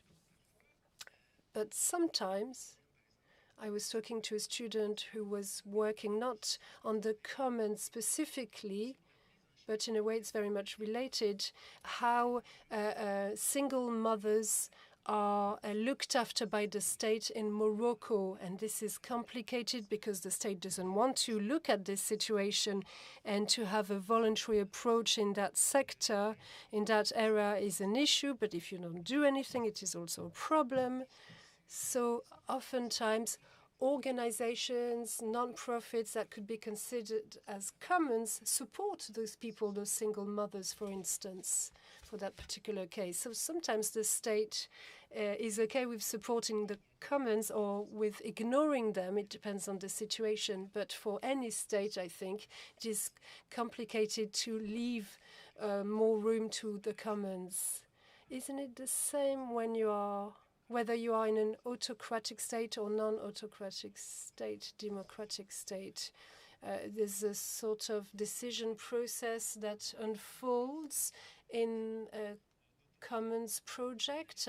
You have a form of authority, even if you are in a democratic setting. So sometimes you may be against the state if you have a dictatorial regime, but in democracy, sometimes it is difficult to put in place systems of deliberation. We saw the example of a town hall encouraging citizens-based initiatives, but it is not always the case. The next question is for Daniela. Yes, I agree with that. In the African context, again, we should revisit the concept of democracy. What are we talking about? In many countries, there is no genuine democracy. So what we see in those cases, there is a sort of cover which gives us the idea that everything works normally, but in fact, there's a lot of power being imposed on different structures. In other types of regimes, you may have commons projects, but they want to make sure that the commons have an action that serve the existing regime. And we see that in some African countries where you have important crises. It is the case in Senegal with institutional questions, issues in the country. We see commons, institutions, which are sometimes in opposition with the state. So Daniela has a very beautiful expression in her contribution. She talks about struggling on different levels, and we talked about the scale of actions. Commons can manage water on an ad hoc basis, or can they see things in a bigger picture, with a bigger picture? So how do you inhabit a territory within the perspective of commons? Just a few words on the relationship between the state and the commons, because this is a key issue in my opinion. We've mentioned it just earlier. Clearly, what is a state? You have power, different powers, rigid powers, powers that are not open. You have executive power, judiciary power, legislative power, and it's very much vertical. It comes from the top, and it goes down on those who are taking action, in fact, in the commons, for instance. But when you are dealing with commons at that level, you know that the relationship that there is between the commoners, these are relationships which are more horizontal, and there is a great level of reciprocity, and that's key. Second, it is very tempting to say that the state has so much to do at a very large scale, education, health. So the state would have too many things to look after, and because of that, we realize that in most African states, whether they are democratic or autocratic, well, we realize that the state is not playing their role as they should. There are many shortcomings. What happens in terms of education? Are there still things to do in terms of education? Do they walk the talk in terms of health? Are they doing things properly? And so forth. So it is at this level that you see citizens, inhabitants, young people, women empowering themselves. And I've been very interested in the work of women on the ground. And from that point of view, I've learned a great deal how they organize themselves to offset those shortcomings, the shortcomings coming from the state. For example, in many regions, cities, in the countryside, when a woman has children, when she has to work in the field, she still has to look after the children, or she has to organize herself. So you have communities of mothers, sisters, different networks. You also have the issue of maids. They organize themselves quite simply because, from that point of view, the role is not doing what it should to make available some services, kindergartens or schools for very young children. So at a very little scale, you can offset these insufficiencies, shortcomings coming from the state. And when the state sees that it works, that's when problems arise, when they see that the young people, women, local inhabitants are trying to fulfill their dreams. Well, that's when the state wants to take the upper hand, have the upper hand, and this is the level.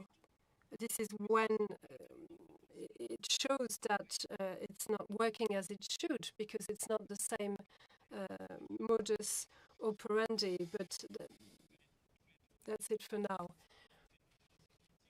Yes, you've expressed some criticisms, both of you, on the role of the state. We have the impression that many African societies or citizens are expecting another type of role from the state. A state that would be more efficient, more at their service from a social point of view, but also in terms of governance. So coming back to these issues, Daniela, you see the potential of the commons from a social point of view until the relationship with the state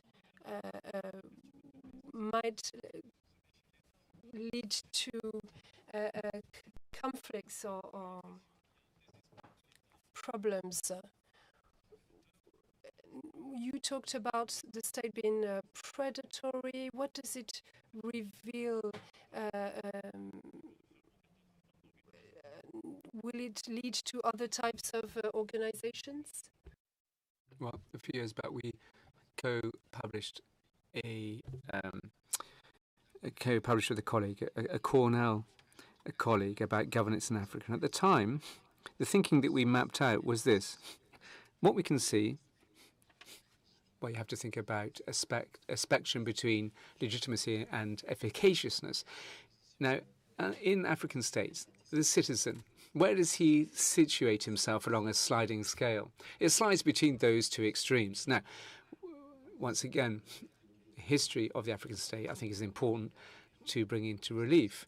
It emerged from the colonial process. It's not endogenous. It's something that has been imposed upon communities that had no indigenous rationale for constituting the state. And Mr. Mbembe talked about the authoritarian principle. He said that colonization produced states, but without thinking about legitimacy, because what you needed was authority, was control. And post-colonial elites reproduced that authoritarian approach, which means that the state was very little concerned during the colonial phase, but also in the post-colonial phase, was little concerned about the matter of legitimacy. So what does this produce? Well, it produces phenomena of injustice, for example. Similarly, the same idea is that the African state is forged through an extraversion. In other words, the state wasn't built to be able to produce something, and the whole point, therefore, is about a state that is not necessarily effective. So I said this sliding scale: legitimacy on one hand, effectiveness on the other. Now, whether you are a local official or not, we have this matter of legitimacy, over many, many countries. In a dozen or so cases, this has been ironed out. But in other states, African states, it still remains. But where legitimacy has been sorted out, if you will, they remain ineffective. The state is absent.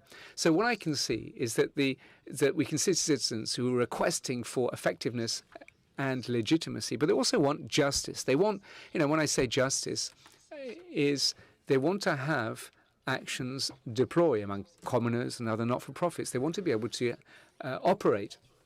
I'll take one or two online questions, and also I can call upon the auditorium. But here is a question. African content is wrought by conflict.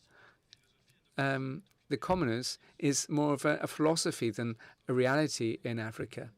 In other words, if there are conflicts, can you allow yourself the luxury of commoners? I mean, in the film, you can see commoners as a conflict remediation or resolution mechanism. How do you see that? I mean, it's possibly a personal interpretation.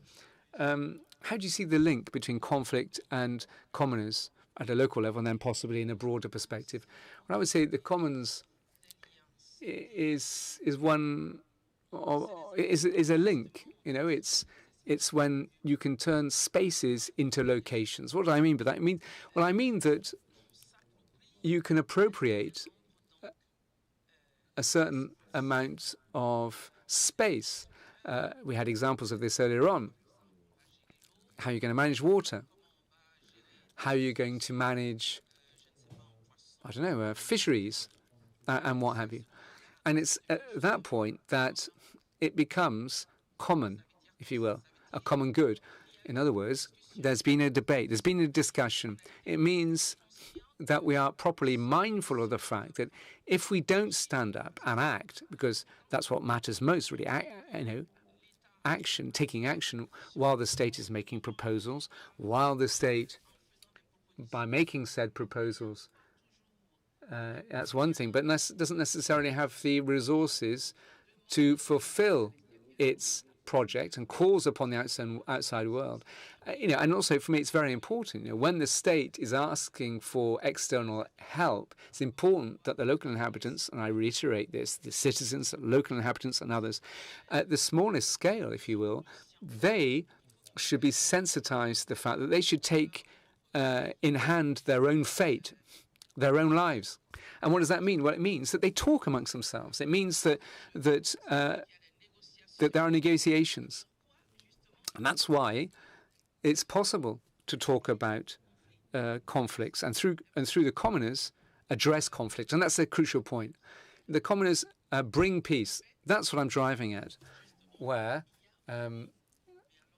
there is a vast array of problems. Even in your text, actually, explicitly, you criticize the fact that states rather are too extrovert and start turning to the outside world when problems arise. Hence, the response of local inhabitants to take matters in hand.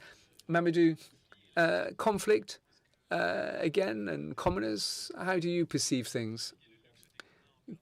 Can we have the luxury of commoners during a conflict? And how do you see conflict remediation? You've worked on the Sahel, you've worked on farming and cattle rearer conflicts. This is very topical. How do you remedy this? Well, I would agree with what's just been said. You don't have to choose between the two, between the state on one hand and the commoners on the other. Let me give you an example. My view is quite broad. My understanding of commoners are quite broad. Maybe you'll say that this isn't a common, but when there's a public interest and when there's a long-term view, when there's consultation and discussion, for me, I think you can use that term. Now, recently in Niger, I saw in one particular area, not too far from Niamey, there was community tensions that started to emerge with clashes producing fatalities. The local population decided to come together and talk together from one community to the next to find a way forward, a long-term way of managing inter-community relations. Now, the state, I saw this. This is something that can be done by the commoners, but it could have degenerated and could have sparked a crisis. So I think if we look back in history, once again, you have to think about what happened in Rwanda with the tribunals, with the tribes. If you look back in African history, I think you can find management operandi locally where there might be major institutions or state or international organizations can help. When tensions arrive, the local community is possibly more effective than using the deployment of international troops or national troops. This links up with what was saying by Benjamin earlier on. At a certain scale, the public authorities can take on and pursue a local community endeavor, not to retrieve something politically or capitalize on something politically. So, but you could imagine that you could stand against a locally found solution. There could also be a nation that takes on something that has emerged from the grassroots. So it's interesting, this different scale. where in some circumstances the state can support local endeavours, and sometimes there can be a conflict between the state and the local level. So in Côte d'Ivoire, for example, here we have somebody talking mainly about Côte d'Ivoire, but he says, how can you further a co-creation of commoners among local authorities, particularly if governance is very weak? He's thinking about Côte d'Ivoire, but conflict, not necessarily the state, but with local authorities or regional authorities. Any examples? Something that you'd like to tell us about that? We had a European example earlier on with Grenoble, but an African example, a tension or some sort of complementarity that may exist, but may not involve the state. Any thoughts? Well, if you think about land, we know full well, particularly in Côte d'Ivoire, but this holds true for other countries. For a while now, states have tried to bring things through parliament to modernize things. Modernizing land, let's say. So land would no longer belong to these big families. It would no longer belong to Mr. and Mrs. Jones, thinking about villages as they've evolved over time. But today there are very clear-cut laws for those maybe who want to use land. There are laws that are imposed from on high, that go through the national parliament, laws that have to be abided by.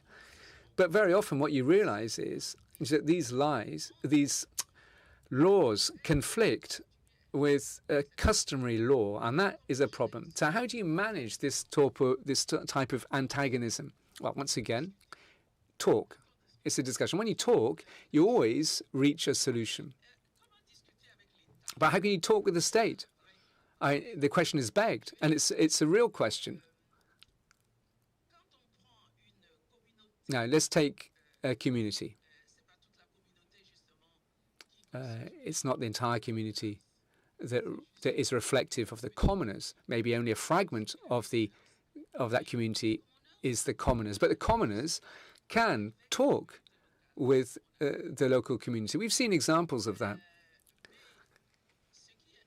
But what is of interest today in a country such as the Côte d'Ivoire is that you see intermediaries, as I described them. Who are they? Well, they're local tribal leaders or canton leaders or village chiefs, people who hold political power, who wield social and religious power, but in the local fabric, which means that can prompt a discussion with political figures. And I think that's the way that we will ultimately manage to iron out a certain number of crises, some conflicts, or other types of problems. Thanks very much, Mamadou. Would you like to pick up on this matter?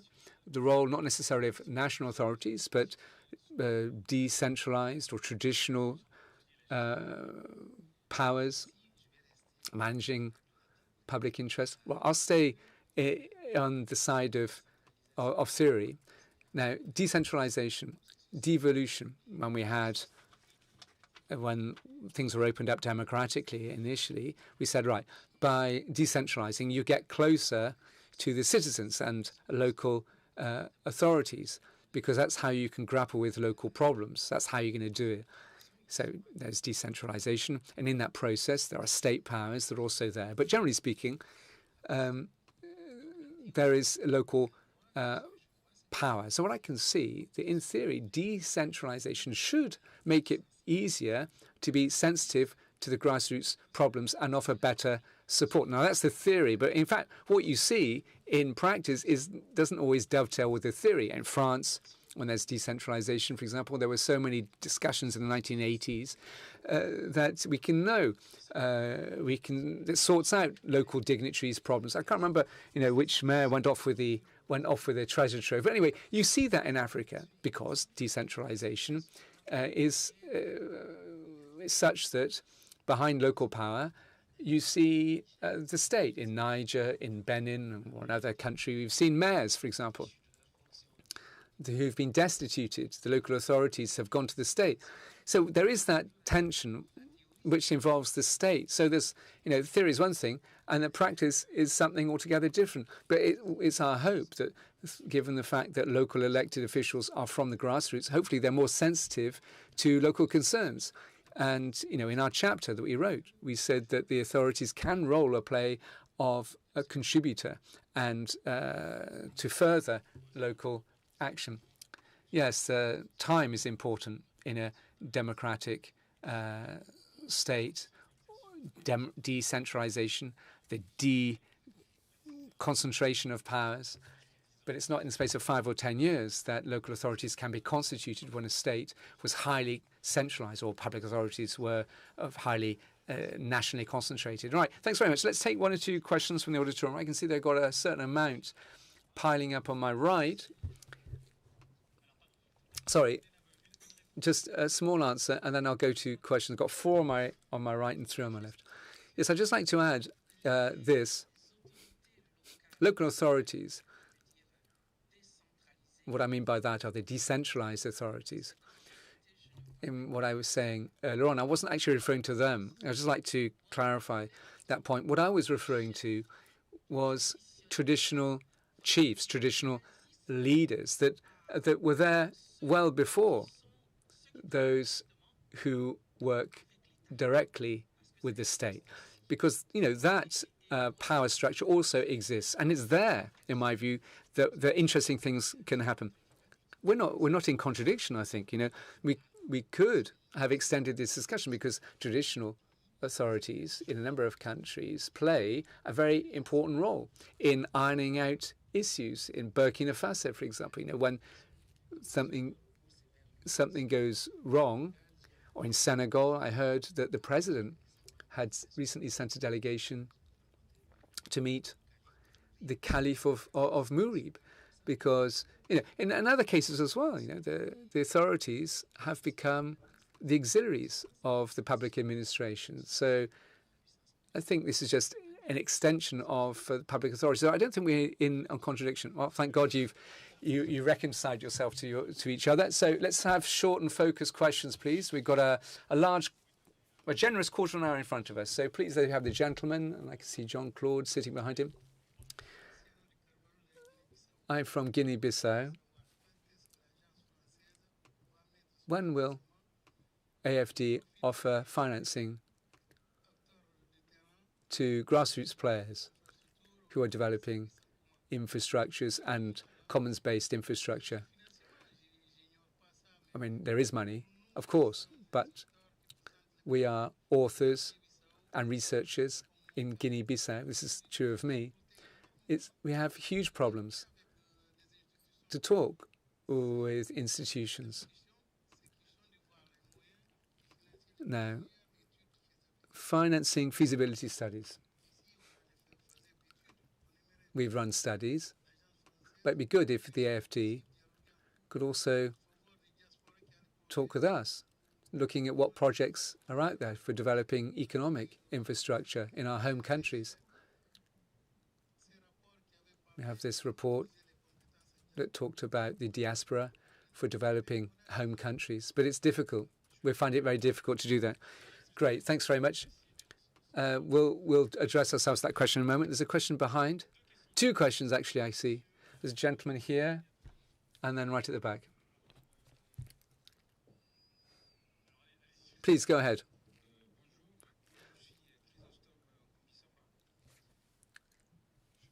Now, I've just arrived, and I've just heard what was being said. I'm an IT person by training, but actually I went to the dark side. What I mean by that is that I've tried to. I mean, I was hearing what the lady was saying, Mrs. Boney, in the first roundtable, and our friend, and my question really revolves around this, because Miss Boney talked about the local inhabitant, didn't she? Talked about discussion and broader discussions, but also we talked about the state. Now, in my research, if I can put it that way, I continue to work on data and how relevant it is, access, therefore, to information, bearing in mind that digital is beyond anthropological IT, if you will. So the data input is important. Now, talking about commoners, you all have to think about digital as a common good. But isn't there a danger here? African states are not involved in defining or framing discussions or getting involved in discussions about commons in respect to data. Right, there's a question behind. Perhaps we'll take a first batch of answers before turning to the other side of the auditorium. Jean-Claude Devers, a former AFD employee. Now, there was an interesting debate about the Senegalese river valley, if you remember. And we were talking about the theatre of the powerful is far from the river valley itself. And there was a gentleman saying that we civil servants are not brave enough to grapple with our politicians in how they interact with the grassroots. All right, then we'll have this gentleman's question, and then we'll have a round of answers. I'm a teacher and professor, chairman of a training institute in Dakar. Now, in Africa, commoners have been around for centuries. And there was a definition to that effect. Commons, even in African kingdoms, has been important. Senegal has been a player in this field. Before politicians took a decision, he had to go and see a religious chief or a community chief. That's true for Senegal. Now, what about initiation for young people and getting young people on the labour market and how the commons can involve? You're talking about going from black and white TV to coloured TV, if I can put it that way. But I'm thinking about access, getting young people trained and on the labour market. And in terms of AFD, what I would criticise is support to local projects. We know that you don't have any, you can't offer any compelling to political figures, and finance doesn't trickle down from the upper level to the lower level. So what mechanisms can be set in train so the local level can be involved in AFD projects? Thanks very much. Thank you. So for the two questions which were directed towards AFD, I will answer that. So for the person speaking from Guinea-Bissau, what is the nature of your structure or your project? Some mechanisms are accessible to diasporas through Aphorim, for instance.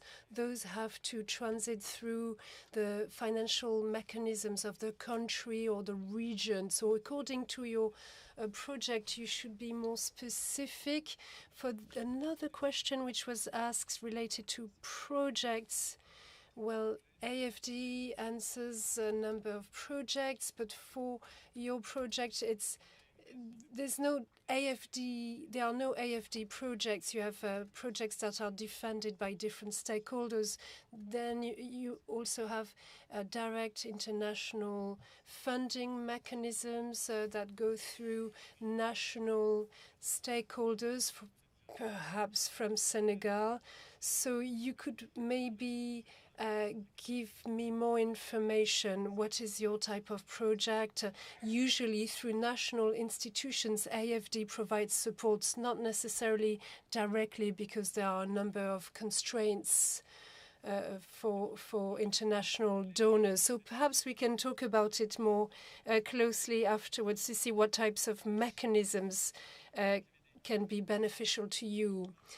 About the comment made on the role of training young people, there was the example of a Fab Lab during the previous panel discussion, but perhaps you also want to comment on the digital commons or the role of Africa in the field of digital commons.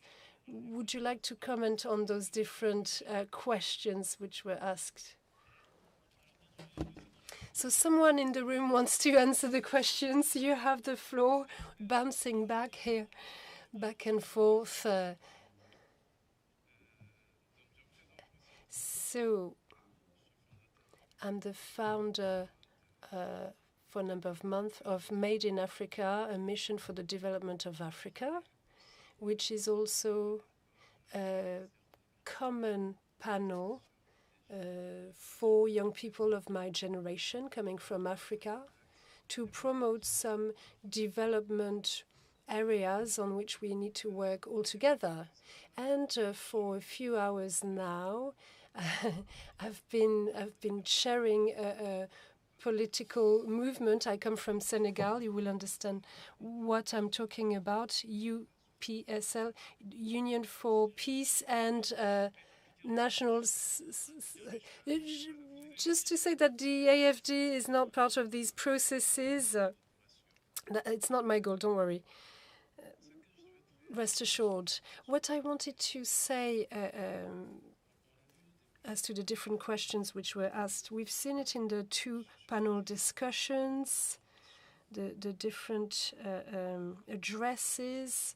We almost all have the same conclusion. There is hope, but for the African continent, it's very complicated indeed. Mrs. Bonis gave a few examples which should be useful to better understand the landscape. There was the example of providing kindergartens for young children. As an African, personally, I think that if we want to succeed, we should forget about all of the mechanisms that are currently in place. Why? What Africa needs, first of all, is to reinvent itself collectively and to have the capacity, first of all, to understand the very meaning of living together. We all know today what is lacking today in Africa. It's not more aid or more money. What is missing is that us Africans should be aware, first of all, of what we have to start with. If you could be brief. Yes, about the question on Guinea-Bissau projects. This is exactly what I'm talking about. I might speak on behalf of my generation. I'm very attached to France and to AFD. What I want to say is that we try to avoid to experience the same failures as what we saw with security. We should not make a mistake in terms of strategy. You as representatives of AFD and us as Africans. So my response was heading that way. To do that, to move forward, there's a major issue on which we need to work collectively, and this is education. And you're bridging the different questions here. One more question coming from the room, and another two. I think the lady has already asked a question, so perhaps wait for the mic, please, to ask your question, because this goes online. I'm surprised that we didn't talk about solar energy. This is the first common good in Africa, and perhaps health. You talked about health briefly, but not mental health, which is a major topic in Africa. So perhaps solar energy and mental health should be important topics to address. Yes, this is more common than a question. There's another comment coming from the room. I'm a political stakeholder, a public stakeholder, and also a community stakeholder. I've been following the different discussions, and what drew my attention in particular was that, correct me if I'm wrong, the Commons, the organization of different populations to serve a particular goal, whether we're talking about organizations of women or men, well, I believe the state has a role to play, especially in Africa, especially in sub-Saharan Africa and other regions. There is a lot of institutional instability, a recurring instability. And I wanted to know this institutional instability, can it promote the development of relationships, the relationships between the commons and the various public policies and programs? Well, thank you for your question. A last brief question, so we may have time to answer the different questions. Thank you. Perhaps this is not a question, but rather a small comment. I hope we can still continue this conversation afterwards, because I really want to talk about education. If there is no campaign, awareness-raising campaign on what is the state, what is a citizen, it will be very difficult to implement any commons, any project. I've wrote a book on the Republic and myself, and this is to talk about citizenship, about duties, obligations. I would like you to focus on investing in education, first of all. Thank you. Yes, perhaps Tanela and Mamoudou, if you want to conclude this panel. Tanela, do you want to start? Yes, thank you. Yes, I have to say that regarding what has just been said by the lady, we cannot expect everything from the state. We need to stand up ourselves, take a stand, and I say it in my writings. I talk about I mentioned the proverb of Dula. Two hands are washing themselves mutually, and these two hands are, first of all, well, you have a body. We all have one body. That's the main thing. And there is also an entire community, and we can go a little further. This is why we cannot expect everything from the state. We cannot demand everything from the state. We have the possibility to educate ourselves, to be sensitive, and it can go very far. The role of parents, do they do their utmost? What about schools? Do they fulfill their role? You see the gist of my comment. Very briefly, there was a question asked earlier I wanted to respond to. First of all, the commons, in my opinion, it's about sharing. The very notion of sharing. What does that mean? Sharing knowledge, which means we need to produce knowledge and not always consume knowledge, what comes from outside. And this is it for me in terms of developing that idea. We observe what is missing, and what is missing is the production, local production of knowledge. Earlier, we talked about health and so on. But what about everything related to pharmaceuticals, pharmacopoeia? Do we know how to look after ourselves, how to cure diseases, all types of diseases? How come we never hear about all of this? This is a problem. Thank you. Thank you, Tanela. Mamoudou, if you want to conclude, I will be very brief on the digital world. I don't think Africa is in the margins. There's the innovation aspect we talked about earlier, and we can see that in many ways that there are incredible innovations in Kenya, Rwanda, everywhere across Africa. But there's also the regulatory aspect. How do we regulate all of that?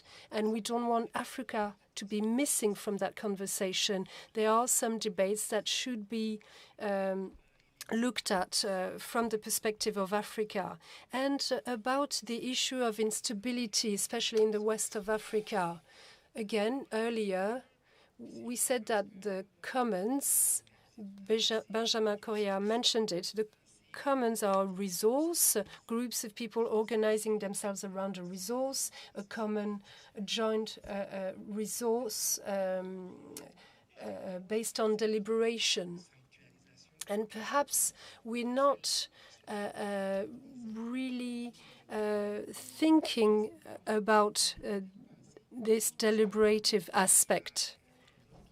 A philosopher said that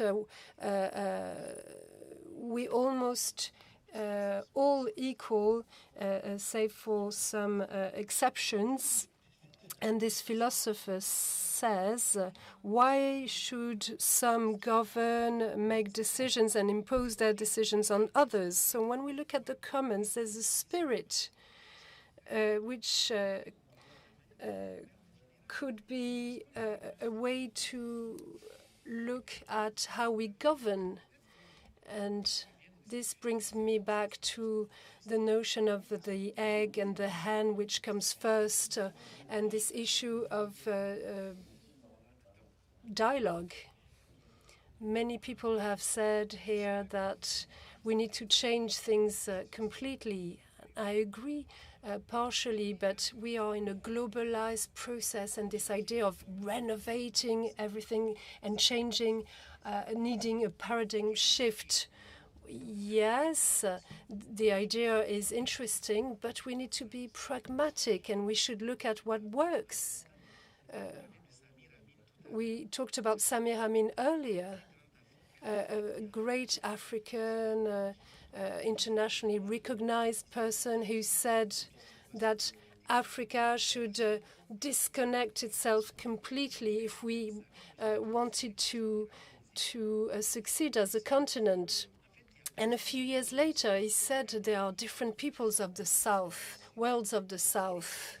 We should learn the lessons and push away the constraints. If we look at Southeast Asia today, the countries, the dragon countries, they've reinvented themselves. A lot of Latin American countries are also doing that.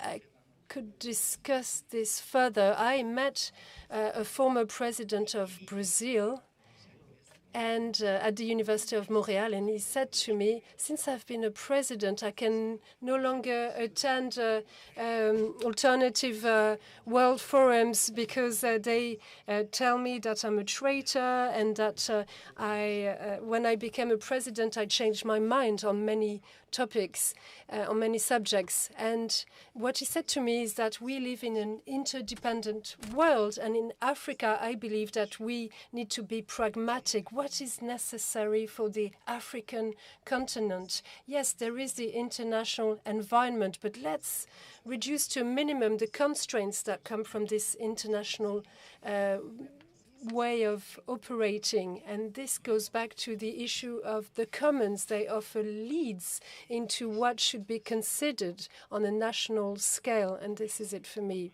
Well, thank you very much, Mamoudou. I need to conclude this session. I wanted to thank all of the participants in this auditorium, those who are online, also the organization team, Sylvie Horry, Constance Perrier, MCI.